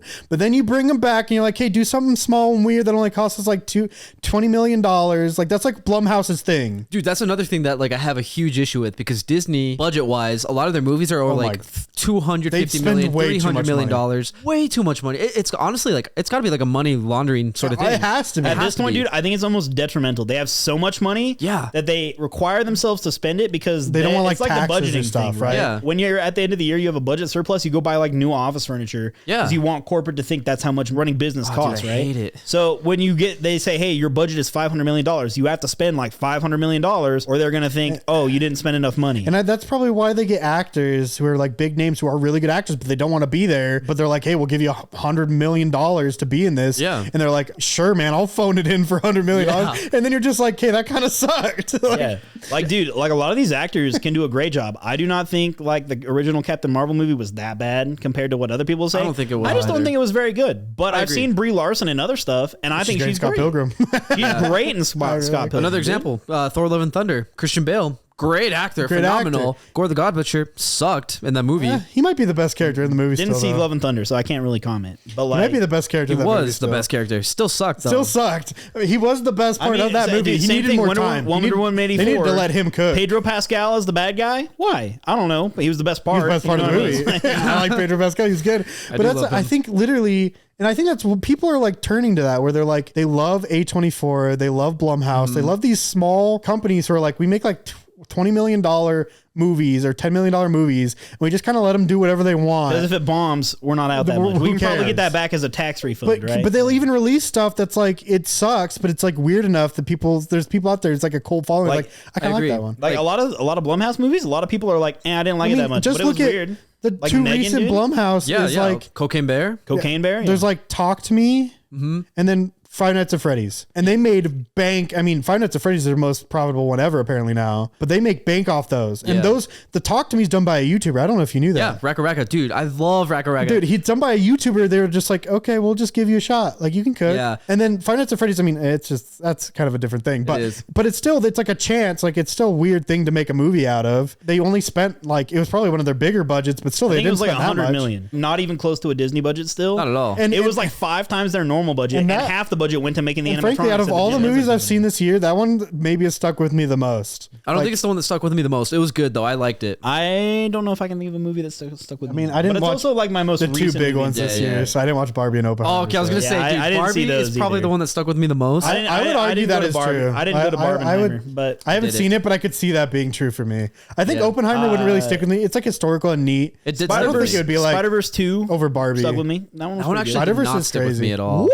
I loved it, but it didn't stick with me. Is it because it was like half a movie? Yeah, You have yeah, that 'cause feeling? It does kind of. It's a I'll setup be honest. movie. It does kind of suck that it like ends on like It ends such like a cliffhanger. It's 5 like- minutes after a climax. Yeah, but like, I also it's like crazy. that at the same time though, because then Yeah. it's gonna set up this next movie. Oh, you know to this be next movie is gonna be fire. crazy, dude. And I'd rather have I think that. I'm so down. I think like when that next movie comes out, the double feature of part 1 to part 2 will actually be insane. No, yeah, for sure. Like Yeah. legitimately, when that movie comes out, I'm gonna rewatch It'll be like day both one, of the first 2, and then I'm literally just gonna drive to the theater and go see part 3, basically. Yeah. Yeah, I think my biggest gripe with it was maybe the soundtrack wasn't as memorable as like.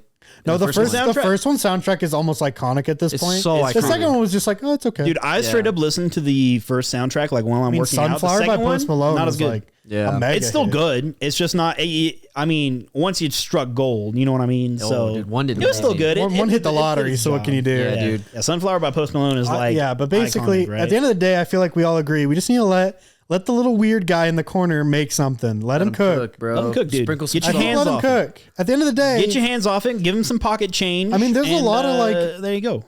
I think of horror because horror seems like the one that they do let him cook. Yeah. because they're cheap enough. Cheap, They're cheap. super cheap. So, but there's like a ton of horror movies that are like YouTubers or just like random people who are Yeah. like, oh, I wrote this thing. What do you think? And they're like, oh, we'll give it a shot.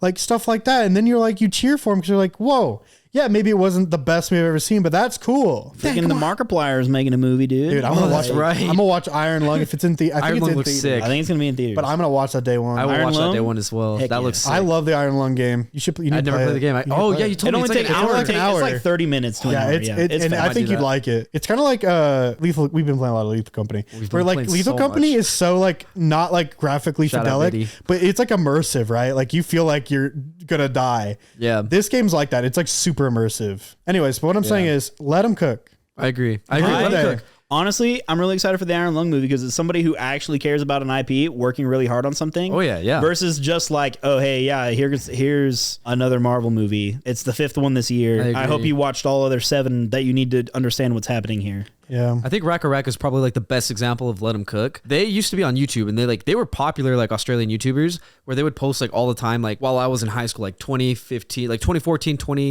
2018, they do like epic Nerf wars where they would add like sound effects, they'd add all sorts of like effects, and they just had really good storytelling with all of their stuff. They would do like Star Wars videos, Goku videos, like Dragon Ball videos, Harry Potter videos, all sorts of stuff like Naruto. They were really good. The only problem is like their videos were graphic, and so when YouTube had its apocalypse, they immediately like stopped making money. Like every video they posted, like within minutes, it was immediately demonetized. It would be like blacklisted. Like even their channel is like blacklisted. Like it was hard to find. And so they were like, well, this sucks. We're just gonna start making movies instead. So then they just started writing scripts, and like within a year they like had their script for Talk to Me, and dude, they cooked with Talk to Me. And I mean, I'm assuredly Blumhouse, after Talk to Me success, is like, yeah, you want to do another, we're in. Yeah, they're doing a sequel. Because they are? Yeah. Oh, well, there we go. I mean, because Blumhouse likes to work with the people. If they have a person and they feel like they did a great job, they're like, yeah, come back. What do you want to make next? Like, James Wan is making a movie, dude, I think, with Blumhouse soon called Night Swim. Dude, I think Jordan it's Peele, Blumhouse. bro. Jordan Peele freaking... Yeah. Key and Peele Oh was like my their big gosh. thing. Jordan And Peele. I now, like Jordan Peele. making crazy movies, dude. Get Out.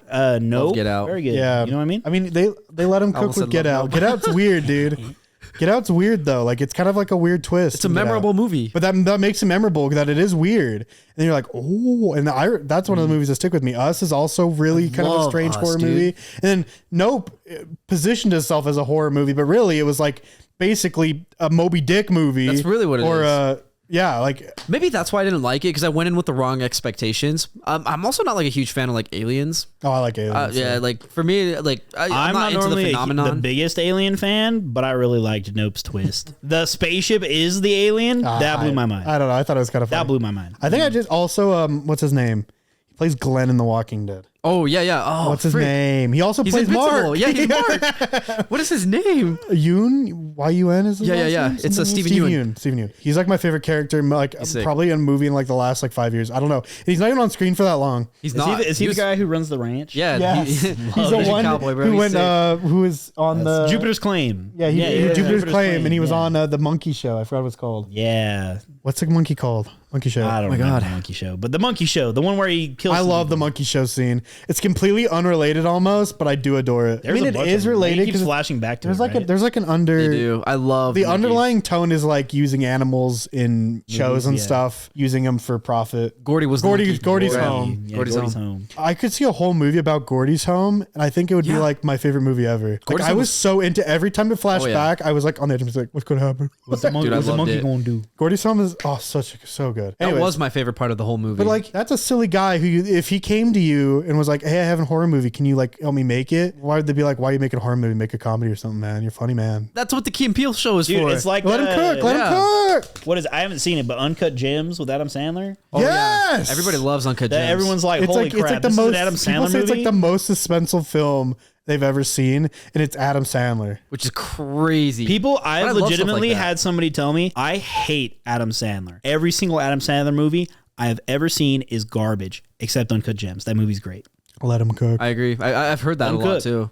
Or like I Brendan. believe Adam Sandler is the only actor to be in a 100% Rotten Tomatoes rating and a 0% Rotten Tomatoes rating. Wow. I believe he has one of each. I, think believe you're he right. has like two. My boy's got zeros or something. range. Yeah, my boy's got range. range. I mean, like, and then like even look at people like Brendan Fraser doing like The Whale. Where Yeah. It's like he didn't do anything for a while. He kind of was like, it seemed like he was just ousted. Yeah. He comes back. yeah, he had like his in whole this divorce small thing like going on. art film, and it's like a banger. Everyone loves it, and he's like Yeah. back, baby. And now he's been in a couple other. He's in Love Brendan Fraser. He's in something coming up, Killers isn't of the he? Flower Moon. He Killers was of in the that Flower Moon. one. He's in that. He was definitely my favorite character in Killers I mean, of the Flower he's Moon. And really in it for The 1 minute. Mummy is a good movie. Everyone forgot. Love The Mummy, apparently. bro. George of the Jungle. George I'll of be the honest, Jungle. I like Hollywood George of the abused and Jungle. used him. Hollywood did him Yeah, so what did dirty. they do? What was- Basically, like he was getting divorced, and there was a whole bunch of very Was this similar to like I drama? think the Johnny Depp thing. Yeah. Probably. Well, that and like the other thing too. I don't know He used to like exactly do what all of his own stunts, and like he really just wanted to be like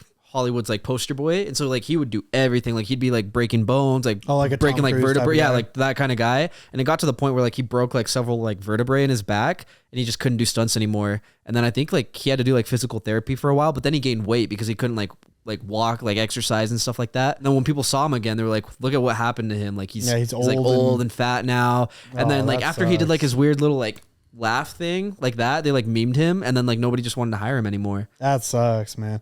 'Cause Yeah. I like him a lot. I really do. So then he was sick, in The dude. Whale, and everyone's like, he's back, baby. He's back. Brendan Fraser's back. back Good for on him. top. And I mean, good for him. And Same that's with Ki Huy Kwan. Is that's the Yeah, the guy in, who plays, everything all at once? Yeah, everything Who's in the everywhere all at Goonies and once. stuff. Yeah. Yeah, I mean, Love that Is he the guy. guy who I plays- love that is he's he- back. Is he the guy who plays Short Round? Yeah, Short Round. Short Yeah, Round. He's yeah. in the Goonies. Yeah, because I Short think he's in Round was Short the Round. last thing he did, and after being Short Round, no one wanted to hire him anymore. Yeah, for 20 years, bro Yeah. did not get hired. he didn't get hired. He's in Ahsoka. I don't remember. I thought I saw an interview that he's like he just didn't think he think was he going to is. get hired, so he didn't even try. But that might be the Mandela effect, if you will. We're not doing Mandela effects tonight. We cut it out. For those of you that don't know, this was supposed to be a Mandela effect episode. We were supposed to be out of here at 8:15. Yeah, it's almost 9. And we're almost double our time. So let's wrap it up. Let's wrap it up. Sorry. Anyways, just start making things that are interesting and different. Everyone's tired of the same thing, and agree. everyone on the internet's weird now. So like, if you make something weird, people like it. I love the weird People stuff, like bro. to be weird and be different now. Oh yeah. So they see something Dude, freaking did you cringe, see- and they're did like, you see "That's the House sick." of Usher. Follow the House No. of Usher. Super good. You need Really? to watch it. Yeah. Okay. But one of the actresses in He's there, never I gonna did. Oh, he's never. Yeah. I was like, bro, I watched it. I just watched it. What What do do you you mean, bro?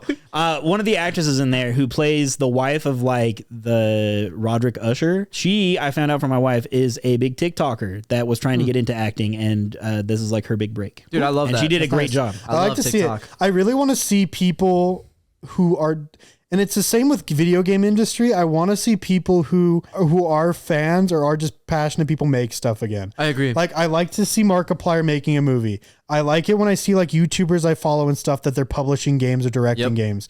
I mean, even though Dr. Disrespect is not the greatest man, and also his game's a crypto game, I still am like, I want more people to make games. Like, I want more people who have like freaking like, passion. there's so many YouTubers who have just like an ungodly amount of money and they're not doing anything with it. And it's like, well, if you really like video games and you're like complaining about video games all the time, like, why doesn't no one make them how they used to? Take like your money and make a game. Yeah. Like Ludwig does that, but he doesn't do it for games. He does it for like other stuff, like tournaments, and he does like events. Because he's like, I don't think people on YouTube spend their money on like big, really cool events, even though they'll lose money on them. So Yeah. what he does is he goes and he does it. He's like, I'll just lose money on it. I don't care. I got plenty of money. Bro's Why don't creating people do that? such They a good just hold fan on base to doing it. I want to see more big YouTubers and stuff. Like Instead of just Video Game grinding- Donkey, bro, started Big Mode. Yeah, Big Mode, his own indie publishing company. Yeah. And so far, I mean, they haven't published anything yet. People were kind of worried about it, but so far it's looking good. And they've announced 2 games, right? So That's sick. So I just want to see them do something because I feel like they get caught in the like, I have to stream every day. I have to make a video every day. I can't spend time on doing this other stuff. It's like, no, bro, cut it down to like 4 Bro, days a week and honestly, do something else. I'm gonna be real with you. If you have a good enough, like a dedicated enough fan base, like Markiplier dude straight up said, hey, for the next like 3 months, you're just gonna see a bunch of like 5-minute videos that I threw together in some free time because I am playing 5-minute games and I'm just having my editors make it because I'm spending all my time on the movie set. And I respect that. think that's perfect. And I want more people to do that because, like, what are you doing? Like, what's your game plan? Eventually, you're going to fall off. Everybody falls off and they don't get as much. Yeah. What is your plan? Are you going to make music videos? Are you going to make movies? You're going to disappear. That's also fine. And if you yeah, some disappear. I'm people, not saying you don't like. wanna- Some people they've won. Like a lot of people always keep saying like Ninja fell off. Dude, Ninja won. Ninja succeeded. He got the Dude won. bag. He got the bag. He has. The website got shut down, and they Ninja like, keep the probably money. has more money, enough money that his great grandkids will not have to People work. like right? are flaming him on Like, Twitter, like, oh, bro, he doesn't get as many viewers as he used to. It's like, who cares? Who cares? Who cares, Bro gets dude? to play games for the rest Dude, of he his gets life. a steady, especially he started streaming on do all whatever he platforms. wants. He gets thousands of viewers on TikTok live stream. He is almost still gets one of more. the He most gets well-known almost as streamers. much, if not more, on TikTok than he gets on Twitch. If he needed or a new YouTube. computer, all he says has to on stream says, I need a new computer.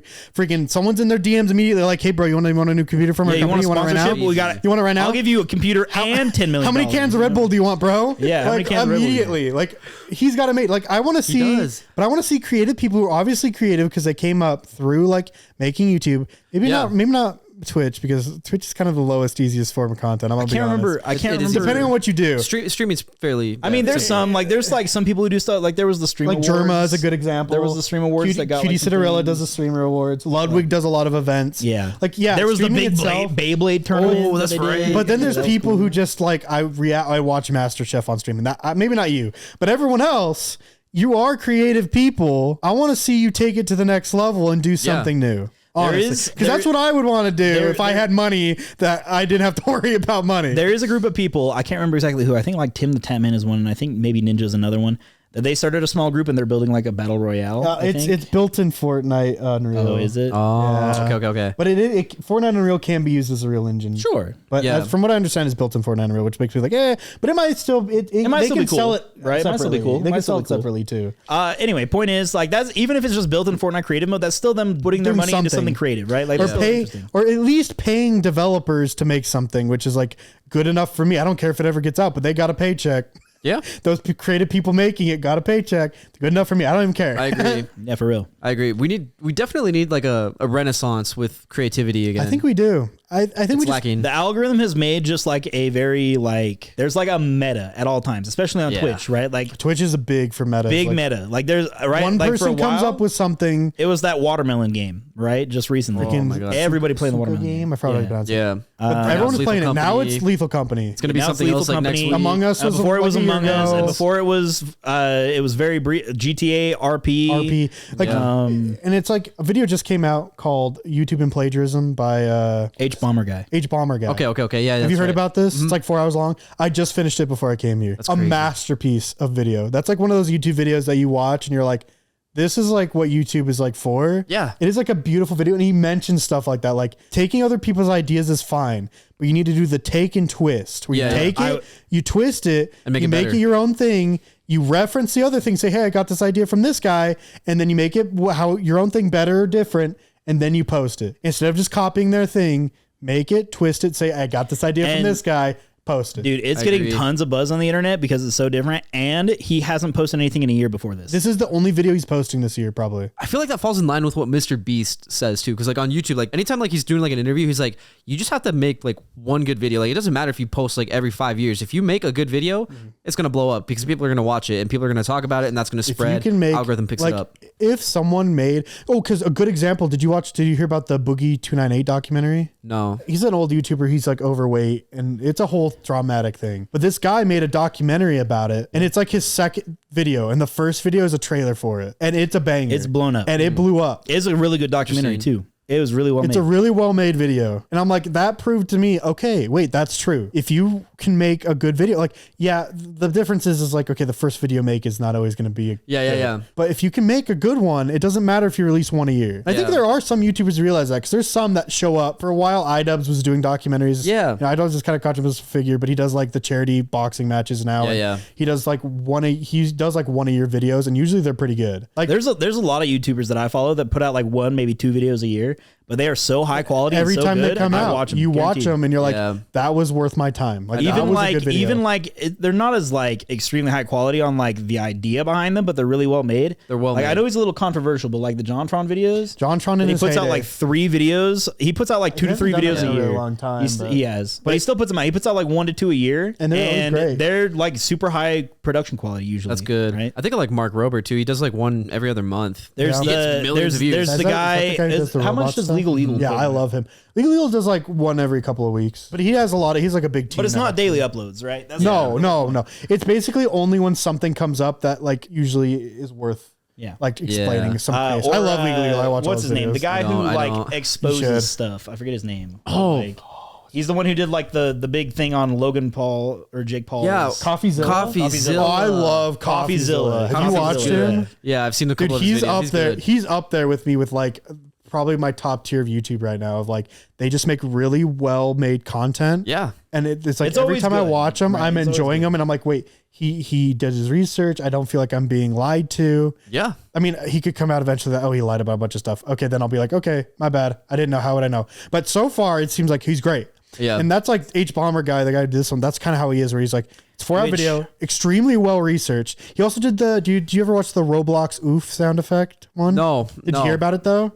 So it was the origin, you know, the Roblox like oof. Yeah, I love It's the oof. origin of that sound effect, and it's him trying to figure it out. And it's like a 3-hour long video. I don't know. Also a banger. So the only H Bomber guy video I've ever seen is he made 2 an hours. hour-ish long video called "In Defense of Dark Souls 2." Can't say I was a big fan after that one, mostly because I disagreed. Dark Souls 2 kind of bad. I'm watching one right now on the drive over. That's War on Christmas, and him being like, guys, there was like a song called Happy Holidays that came out in like the 40s. like Happy Holidays is not a war on Christmas. What? Yeah. Because that was a big thing like 2 years ago, 3 years ago. People like that. It's like that's the stuff. That's the juice. There's also I hear his content is quite good. The only thing I've seen was a defense of Dark Souls 2, and I didn't agree with a lot of his points, but it was still well made. like Summoning Salts. He's also one of those guys that does it. Do you know him? I don't He has like know the him. history of speedrunning stuff. He makes really like high quality like research like video game history videos. I watch Phil Mento, and so he'll break down movies, and he'll be like, "This is why this movie was good, and this is why this movie was bad." He does really good with like the way he like analyzes movies and breaks stuff down. He's like, "This is how you write a character well. This is how you prop up a character. Write them terribly. This is how you like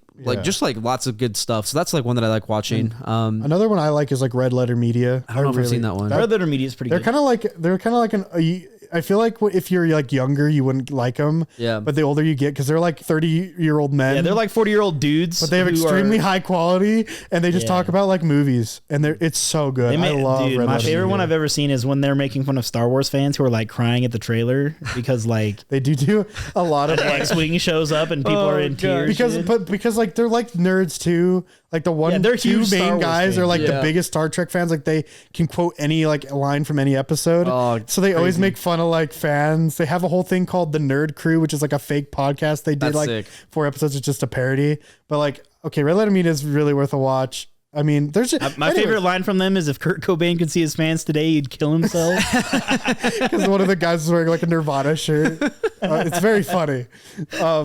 There's so many examples of good channels who actually put effort into it. I guess we just need to elevate those. I agree. And the ones that are, I mean, I think even daily content, like stuff that like Ludwig does or stuff that like Mark does, he posts daily videos of gameplay. That's still fine. People still like that and it's still enjoyable. But I think you should also be focusing on like, I think- what can I do to further? I think Markiplier. I don't watch Markiplier as much as I did in like high school. I watched right? all his FNAF stuff. But like, well, yeah, I think he has a really good combo where he puts out like daily to every other day videos, and then he puts out crazy big stuff like Markiplier in Space that like was nominated for a freaking That's nuts. Emmy? Oscar. Oh, It was Oscar. nominated for an Oscar. Yeah, That's crazy. It was nominated for best short film of the year. It didn't win, Insane. but he got nominated for an Oscar. Yeah, he does have this. I don't know how he finds time. He has this strange balance where he's able to do really big projects the same time he's doing his daily or whatever. I think it's because he has a team. So he can I- just sit there, record yeah. a ton, and then just say, "Okay, you guys know how to edit it the way I like, so just do it." I Yeah, trust so he you." has like one main editor, but the fact that he plays like these like indie horror games that take 45 minutes to play, I assume he's like, I record for, I put in an 8-hour day, I record like 6 of these, I send it to Lexian, that's his name, Lexian. Oh yeah. He's like, I send it to my guys, they do the editing, and then Like, he doesn't have to handle any of it because he has to Yeah. focus on other stuff. And I think that's fine. If you want to keep I that agree. daily or semi-daily, regular uploads, Yeah. then just do that. Like figure out your team, someone you can support you, and then focus on other stuff. It's like what Mr. Beast does because he's got like his whole team. I mean, he They'll has a come up with, like, whole. He basically has a got giant warehouses. company, honestly, that makes these videos because they are so crazy. Yeah, even like Yeah. the philanthropy videos, like on his philanthropy channel, like he only makes appearances to say this is what we're doing, and then like he might fly out to that location for like one day and then fly out like back home. It's funny because I saw a tweet from Ludwig this morning that said, "Hey guys, sorry, stream's canceled for a while. I got a call from Mr. Beast, and I'm flying across the country. That's sick. flying across the world. I'll see you in a bit." And I was just like, yeah, I mean, if he calls, what can you do? You do what you From gotta what do, I bro. understand, if he calls you, basically, because like he calls like random YouTubers all the time, Yeah. saying, "Come join, be in the video." Apparently, he's just like, "Why can't you be there?" Like, well, I'm doing this. He's like, "Skip it, cancel it. Yeah. I'll figure it out. I'll send someone else to be there." And it's like, "No, man, it's I get." He's like, "No, get here." He's dude, just like, "No, I want you here." So on it. I know a lot of people try to copy like the Mr. Beast formula, They do. but I think the Mr. Beast doesn't formula work. only works if you are filthy rich. You know what I Yeah. mean? That is Part the of only reason- problem. Part of the reason why Mr. Beast videos are so like fascinating to people, I think, is because they're big money things, right? Yeah. Like giving away a Lamborghini. Not everyone can give Yeah, away a and Lamborghini. he doesn't right? even It's do as because much it seems giveaway insane, stuff still, right? does he? Or does No, more he challenges? still does a Well, lot he gives it more. away, but it's more like challenges. Like his stuff, recent isn't it? video that he released, I think a couple days ago, it was he had a guy in a store and he told him, every day you survive in this store, I'll give you $10,000. Oh, yeah. And then all of the stuff that like the way the caveat with it is that guy would have to sell like $10,000 worth of like whatever was inside the store, like product back to Mr. Beast. And then that would be donated to charity. So like it was still like a giveaway video for like charity, but then also like you still paying that guy to like be in the store. But he does like it's the focus isn't like I'm gonna give this guy a Lamborghini and react and being excited about it. Because that's what it was. It's more of like there are some that were like almost like documentary style. Yeah, it's more of like a challenge. I'm giving you a challenge. Yeah, it's the Squid Game thing. I'm doing Squid Game and winner wins some stuff, or I'm doing. You have to keep your hand on this. Winner wins some stuff. Like that's fine because that's some effort. Okay, but that's not how he started because he used to start with like, all right, today we're gonna count to 10,000. He did start with those like gimmick like torture videos which for himself. I love like random like he did the Buried Alive recently too, right? He did do Buried Alive. He was 7 like days. a couple days under. Yeah, he basically was able to push out enough content that was like insane that it pushed him up, right? And now he has like the bandwidth to do crazy. And Mr. he's number Beast 2 on YouTube. I argue like number 1. T-Series. Still? Yeah. I argue like, YouTubers, you need to do things, make games, make movies if you're really passionate about it. Mr. Beast, I just keep making YouTube videos. That's what doing you your like. job. I agree. You're doing your job. I agree. Hey, I don't know if you can get much higher than you're at. You're basically making budget movies at the budget you're at. So who cares? I guarantee he is going to beat T-Series. I guarantee think by eventually, the end, within the next year, like by the end of 2024, I think he's going to beat T-Series. Do you remember the whole like PewDiePie versus T-Series thing? Where you like that rap on the is internet for that? racist. I don't know if you've listened to that in a minute. It's pretty rough. It was like, do you remember it? No. Oh, there was like a rap he made. Yeah. That's like him, a diss track on T-Series. Pardon my French, but it was called Bitch Lasagna. Yeah.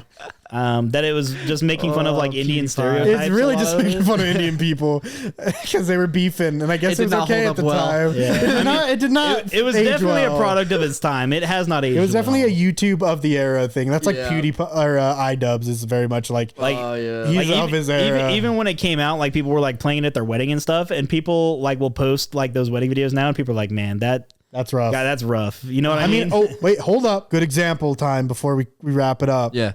Joji. Boy was Filthy Frank. Now he's. Do you know like Filthy Frank? He was friends with Pink iDubbbz. suit guy. He's Joji. Oh, really? He's the same guy. He quit YouTube and he's now a singer. Yeah, the guy who does Pink crazy. Suit guy, and He does. He's Joji, a ton of right? memes, dude. Yeah. Yeah, and so he Joji. quit YouTube because he's like, I'm tired of being this guy. I don't really like. Wow. People Yeah, I'm tired of coming just up being to this like me random clown, and people come up and like bother him, bother me. So he's like, I just want to make music, and then he made music, and now I respect that though. He's great. We went to his concert.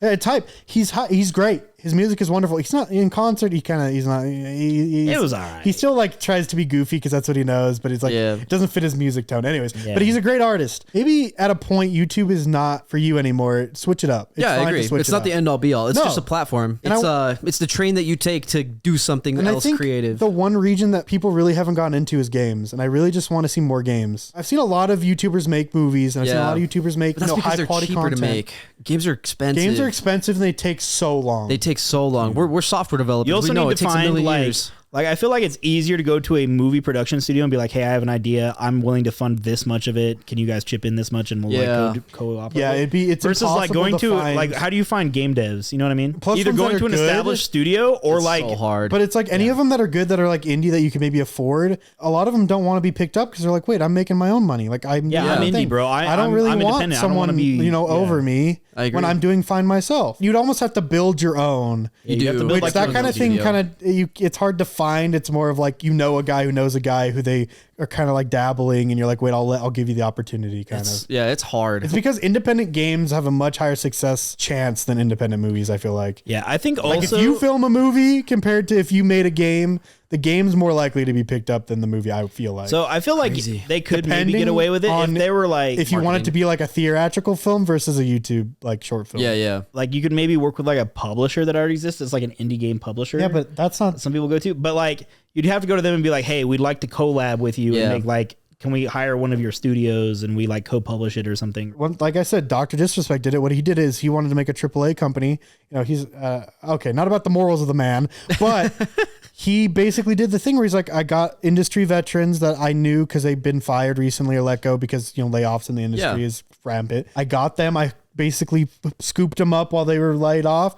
I put them together, and then I took and I literally opened it up for applications like any other company would. Perfect. And some of them I think he used to design. He worked on Advanced Warfare. That's sick. He was a map designer for Advanced Warfare. Dude, that's so sick. I mean, you see a lot of like devs from like bigger companies splitting off and making their own little ones. Like recently, the guy who's in charge of the Riot Games MMO split off, and now he's making his own MMO, Ghostcrawler. The most important example is the people who made Modern Warfare 2, the good one, not the most recent one, left, and they made Respawn, which made Titanfall. In my opinion, that's like one of those things. Titanfall is basically Modern Warfare 2 with mechs. Like it's very similar gameplay in my opinion, like fast-paced arcade shooter. And so Respawn is a bunch of Modern Warfare 2 devs, but they kind of got screwed by EA. I guess EA is what they are. I hate EA so much. They love buying companies and then slamming them, like freaking Visceral, who made Dead Space. They just some of those Star Wars games. Yeah, BioWare. I mean,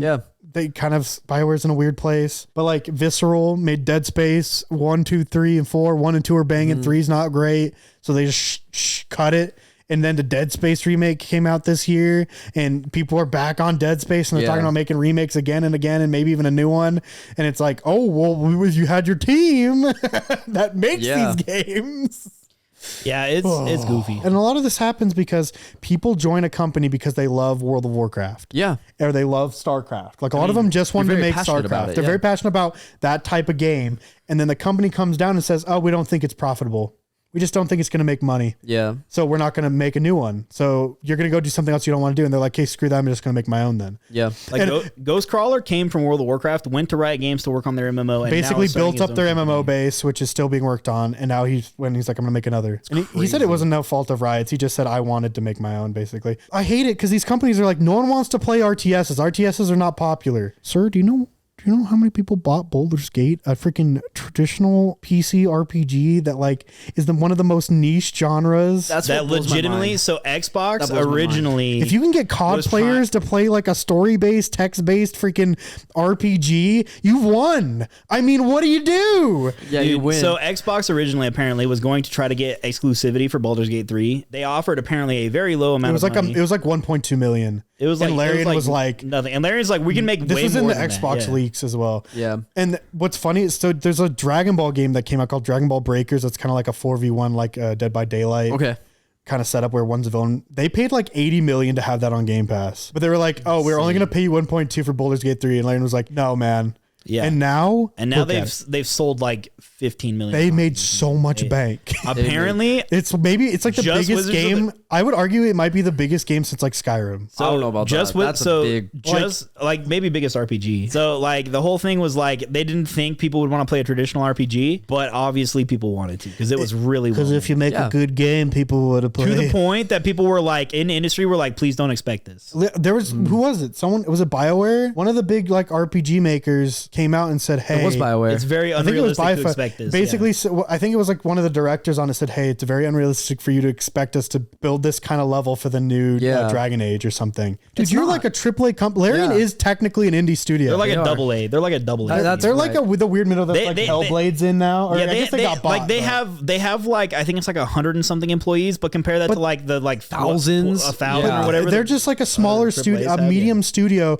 that bought the rights to Baldur's Gate because Honest Dungeons and Dragons is not super strict with their licensing. Yeah. And it was like, okay, we're going to make the third one a trilogy, the third in a game that the other two were released in like the 90s. Yeah. And how many people have really played them? I think one was released in like 99 and one was released in like 2002 or something like that. Yeah. The third in a game that no one has probably played the first or second who's under the age of 30. And I mean, it hasn't been I think for 30 years. For 30 years. Yeah. And it's a freaking genre that really hasn't grown much. It's actually declined, I feel like, steadily. Like there's like Wasteland 3 came out like a couple years ago and people liked that. The only one that there were that kind of people who play those games, but not like normal people. Yeah. The only one that I know has made any kind of like mainstream appearance at all was Divinity 2, which was also made by Larian. Which was made by Larian. Just kind of like the proof of concept to be like, we can make these. Yeah, basically.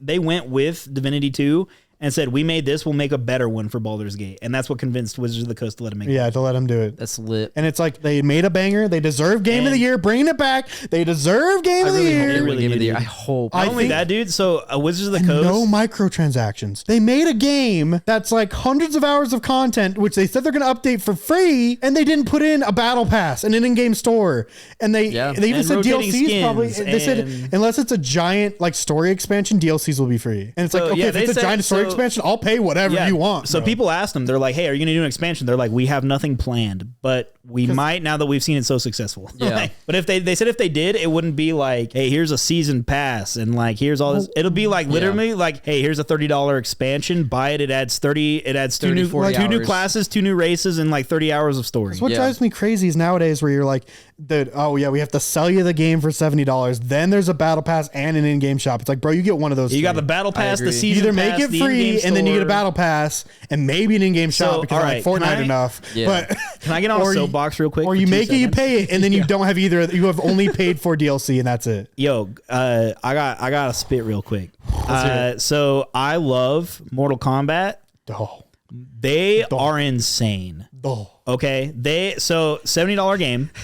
The game has less content for players than the last one, which was $60. Tons of bugs on release, all kinds of different issues, and then they have an in-game store, which is fine. All of them have had in-game stores. The previous one had an in-game store. Costumes in that one was like a 3-pack would be like maybe $9-10. Yeah. And you'd get like 3 like well-made costumes, right? Mm-hmm. Now it's $9 to $10 per costume. They've also tried selling a fatality, which is a 7-second cutscene that is unskippable by either player for $12. And then on pushback on that, they said, fine, we'll give you 3 of them for $12, which if you can reduce it by that much, that means there's zero value to it in real life. You really are just... Yeah.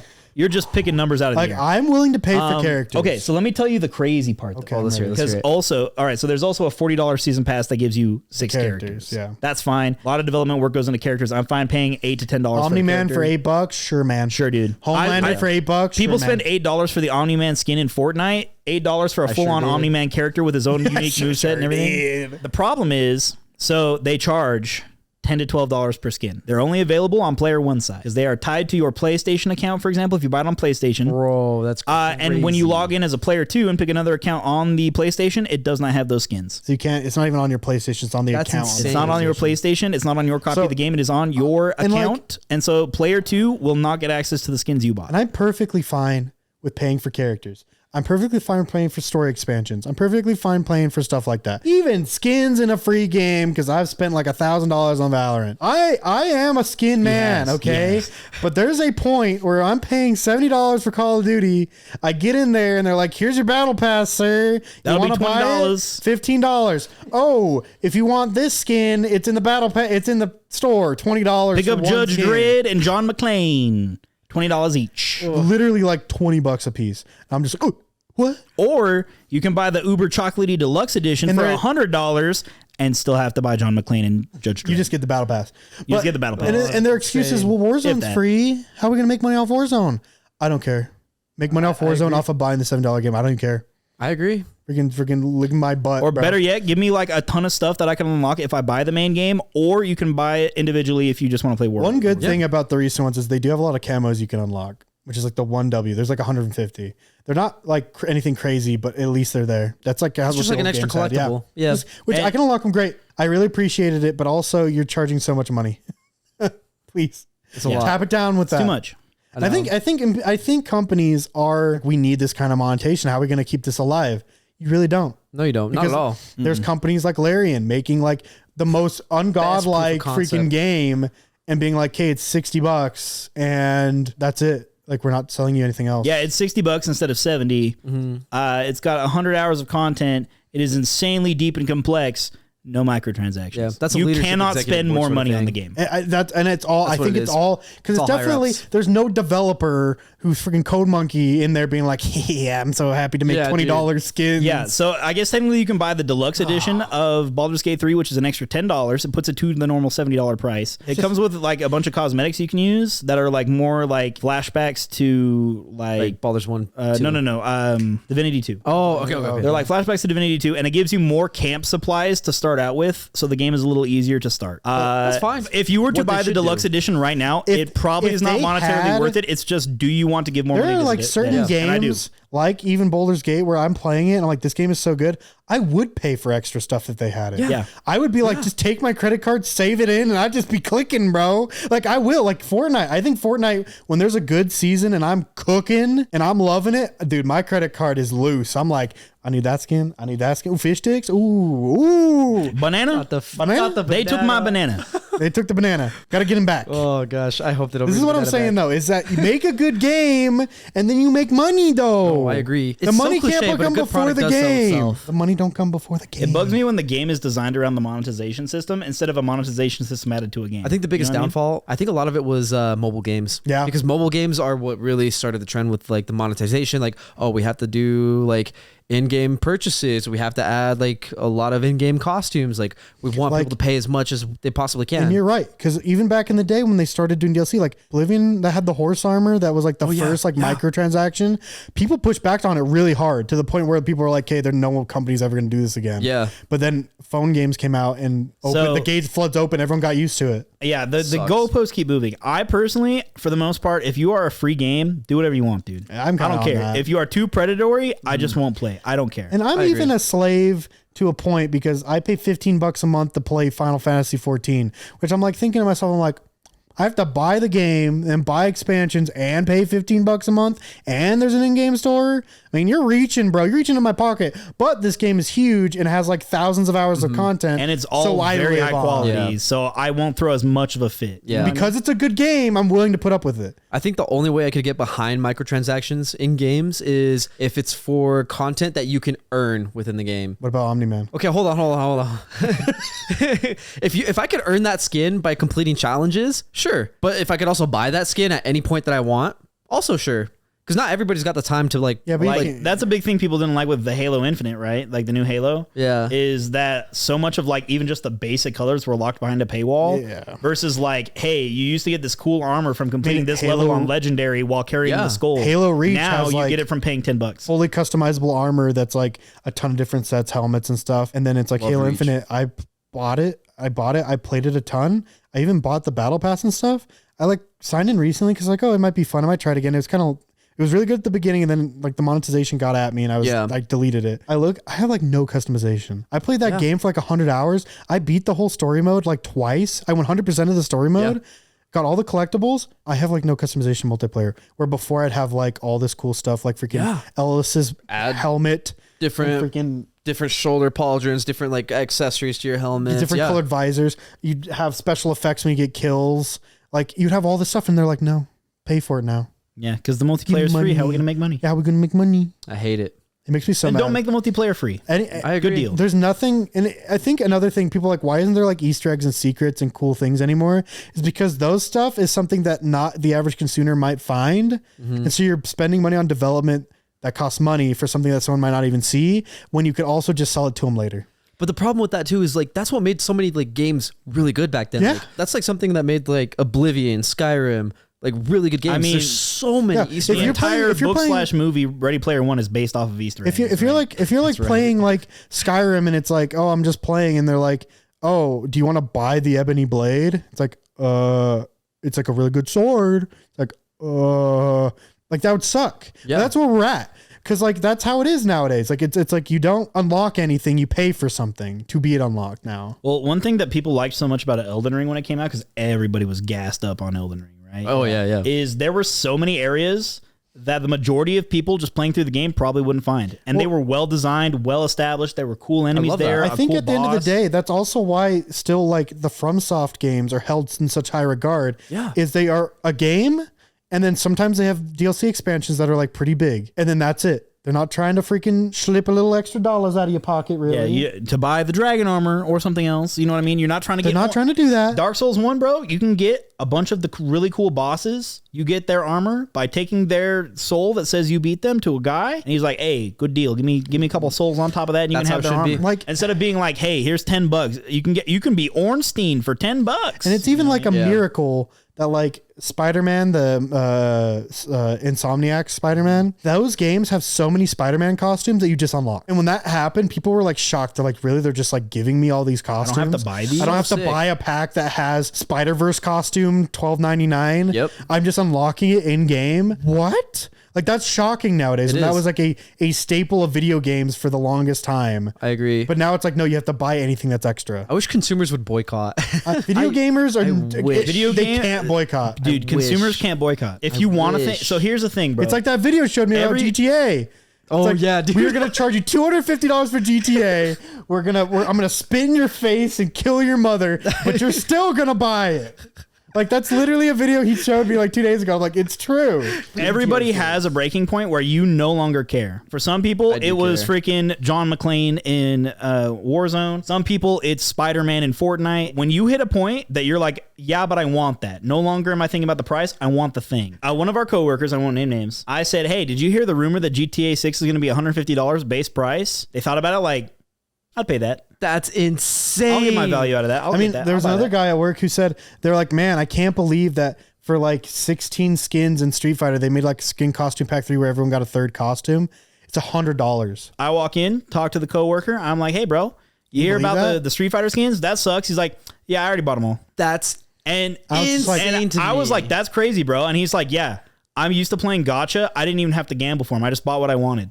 He's like, it was cheap to me because I just got what I wanted. I didn't have to gamble for it. I'm like, hey, power to you, brother. I can't get behind it, bro. I cannot get behind it. I'm a skin guy, haven't bought a single one. And I have limits. Okay. I haven't bought a single one. Everything, it's like they're putting so much value to these like basically worthless objects. As soon as the game is over, like they stop supporting it or people stop playing They're it. They're literally NFTs. It's actually useless. Yeah. The only reason I am okay spending money in like Fortnite is because like, okay, Fortnite will be like around. It's going to be around for like the next 10 years. It's going to be smaller probably, but it'll be around. Even with like Fortnite and stuff, I imagine the entertainment I am getting now, and I pay like my $10 and I'm like, all right, I'm going to use this skin for the next like 30 hours of playing this game. My money will have been worth it. And when Fortnite shuts down, I'm not going to be like, I can't believe I don't have my Peter Griffin skin anymore. Like, you know what I mean? Like, and it's funny because Fortnite, honestly, skins are still like, $5-6, right? Yeah. But it depends. It depends. Some of them are like $10. But even $10 and 12 is like usually the max. Yeah. For like the crossover ones, that is like the cheapest skin you could possibly get in some games. Like that's the starting price for skins in like Valorant. Insane. So when we started playing Valorant when it first came out, we were like, dude, these skins are way too expensive. No one should be buying these. And then they put out one skin bundle that was a bunch of dragons. Braden dropped $100 like it was nothing. No, I didn't. Each skin was $50. Oh yeah, I bought one. He bought one for $50. I could only afford one. I was about to be so disappointed.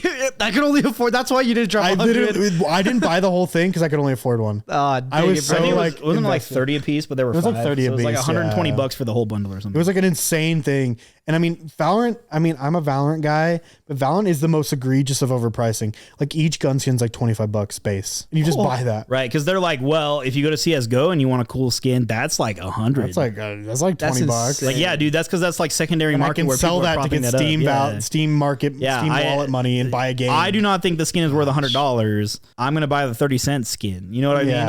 On CSGO. The 30-cent CS:GO skin. So yes, Valorant is like one of the most egregious offenders of like, why is it this much? Like that is crazy. I bought it. He found his breaking point. It was a little dragon. I've played like 800 hours of the game, so like I'm too invested. I don't know. Maybe it's because I have like different tastes in games though. Because like I'm not typically a fan of like huge like open like multiplayer games. Like I don't normally play ones. Yeah, I'd rather play like a story based game. I'd rather just play by myself, play a story based game. I hear you. So like I like both. I don't have to buy skins for those. Well, that's like one of our coworkers. I'll tell you later who it is. Yeah. She said she spends like $1,000 a month or something. Yeah, that's insane. On a mobile game, $1,000 a month. And I was like, dude, I've played 10 years of League of Legends and not spent $1,000. Like, how is that even possible to even allow you to do that? Dude, I hate the industry so much. I hate that that's even like a thing. It kind of like ties back into like what we were talking about, where like it defeats the creativity. It feeds into the we can just do whatever and you're gonna pay for it. I mean, we don't have to be creative. So I've hit my breaking point, dude. Braden can attest. We played a Topps, like TOPPS, collectible Disney card. There wasn't even a game attached. You just collected. You just cards. Opened booster packs and collected cards. And when you got a complete set, it gave you a little badge. He had to delete it because he was spending. I had to delete it. I spent probably almost close to $200 in like 2 months. And I said, you know what? This is no good. What am I doing? Like $5 at a time. That's and I'm crazy. like, this is insane. I'm done. And I deleted the game. The problem is now is they're getting smart. They're thinking about it. Dude, they are so smart. They're making now games that are kind of just like a normal game. Like that's what Genshin and like Honkai Star Rail is. And even their new one, they're like regular games that are actually good. And then they're like, oh, and also you can spend $1,000 a month if you really like Genshin want Impact. to. Everybody who I know who played that said, yeah, it's really good. Fantastic. It's a great game. From all I can tell, it's an extremely well-made game and extremely fun. And also you have to spend, you don't have to, but you're probably going to spend a bunch of money if you want to get anywhere. See, I'm okay with something like that. If it's a good game and you can, but you don't have to. Sure. I don't know where the limit is on can and don't have to. Because usually for a lot of them, you can until you can't because you're now, it's like Clash of Clans, right? It's like a gotcha. But then you have like, oh, it's freaking 3 months to upgrade your town hall unless you spend money. So now you're just blocked for 3 months. Genshin, the minute I got my mind blown by Genshin, I was watching 2 dudes on Twitch, new character dropped, and they were racing to get the level 7 character. To get that, you have to get 7 of the character, right? The character is a 5-star drop, so it is like Crazy. one in like... They were dropping like just Benjamins. So they each preloaded 1K onto the game because it was part of the race. They ran the race, right? Like just opening, looking for the character. One guy ran out of money, had to reload, and then got lucky and got a double pull in one. This guy dropped like $1,500. It's one of those things that like, dude, if you offered me a motorcycle for $1,500, I don't know if I'd buy it. You know what I mean? Yeah, honestly. I don't know if I got the money right now. Yeah. I can't buy a Steam Deck right now, and it's like half that price. And of course, then articles come out that are like Genshin Impact made $1 billion in its first month or some crazy number. I don't. And then every single guy is like, well, what if we then every had single that and it's a $70 game? Yeah, then every we'll make $3 million executive comes to their dev team like, hey guys, have you heard of Genshin Impact? Yeah. Have you heard of Genshin Impact? How can we Genshin Impact? I hate the executives. How can we Genshin Impact Call of Duty? Literally, that's how they do it. They see, whoa, guys, this made a ton of money. How can we do that? I hate That's it. why everything got a battle pass. Fortnite had battle passes. Yeah, Overwatch had loot boxes, made a ton of money. Everyone had loot boxes. Yeah. Overwatch, consumers start pushing against loot boxes, and people literally start legislating against it in certain countries. They're like, it's gambling. Fortnite's like, hey, we just have a battle pass. Everyone now has a battle pass. Yeah. Why are there battle passes in single player, non-multiplayer games? Like the new Suicide Squad game has a battle pass. That's crazy. What sucks too is I kind of, when battle passes first came out, I liked them because I'm like, oh, I pay like $10. I get a ton of stuff because I'm just playing the game and I'm unlocking them. This is sweet. Yeah. Nowadays, they're like, okay, to finish this battle pass, you better spend every waking moment of your life until the battle pass ends. And to get it. if I'm playing 4 different games, I have 4 different battle passes, Yeah, right? and Fortnite's still fine, but at one point I was talking to my brother. I'm like, dude, how am I going to complete the Fortnite battle pass, the Fall Guys battle pass, the Street Fighter battle pass, and the like Mortal Kombat battle pass? That's insane. It's like I don't have enough time. And my brother said, looks to me, he said, now you know why people hate battle passes. Yeah. It's because basically they're like, buy the battle pass so you dedicate your month is mine. No, the way that it really because you already should spent the $10, and if you don't finish it, you'll give me $20 because you already spent $10 to complete the battle pass. Oh gosh, that's insane. I've done that before on Valorant. I bought the battle pass. I was like 15 levels off because I stopped playing for like 2 weeks. Came back and I'm like, they're like, you got 2 days left on this battle pass, brother. And I'm like, well, I really want the skin at the end. Here's 15, 20 more dollars. No, I can't do it. I can't do it, man. I can't get behind it. The way that I would like, if I ever wanted to like monetize outside of just the initial price, it would have to be like DLC, and it would have to be good DLC. Yeah, worth their money. Yeah, it'd have to be worth the money. Like if I'm expecting somebody to pay $10, like I have to at least provide 10 hours of entertainment. Just minimum. $10 worth. Yeah. Yeah, that's kind of like how I'm viewing it. But the other way that I would want to do it is instead of like a battle pass, I would want like a donate link with a request sort of thing. They can donate money, but they could also like input like their request, like, hey, like I'd love to see something like this implemented in the game. Some indie game, I forgot which one, but it's like it got super popular. I forgot what it was, but it didn't. It was free. He just made it. And then he had a thing on it that was DLC that was just like, thank you. Oh, if you want to give me $10, you can. Sure, I don't care. Yeah, it sold a bunch. And he made bank because people were like, oh, okay, yeah, I'll give you $10. Yeah, I liked your game. It was worth $10. Here you go. And he got all the goodwill of being free and the outreach of being free. He's like, oh, if you want to give me money, go ahead. I don't care. Just make good games. Just make good games. Good content, good media, good anything. Just I hate to be that guy, brother, but we're out of time. We're out of time. But make good games. We are out of time. Make good games. Wrap it up. All right. Anyways, thank you so much for listening. Hope you enjoyed this episode of Good Friends. Don't forget to leave a like, hit subscribe, leave a 5-star rating, whatever platform you are on. Once we hit 1,000 subscribers, I will be giving away $300. So make sure you like, sub, tell your friends, do what you got to do. Morgan, thank you for coming on. Really appreciate you being here. You're always welcome back on this podcast anytime. Thanks, bro. Yes. Also, let us know what your favorite game is and if you saw the game that you wanted to see for the Game Awards. Let us know if you saw Gonzo. Yeah, let us know. If you saw Gonzo. You like Gonzo? I love Gonzo. Exactly. Anyways, my name is Diego. My name is Braden. And I'm Morgan. And like a Muppet, we're Gonzo. God.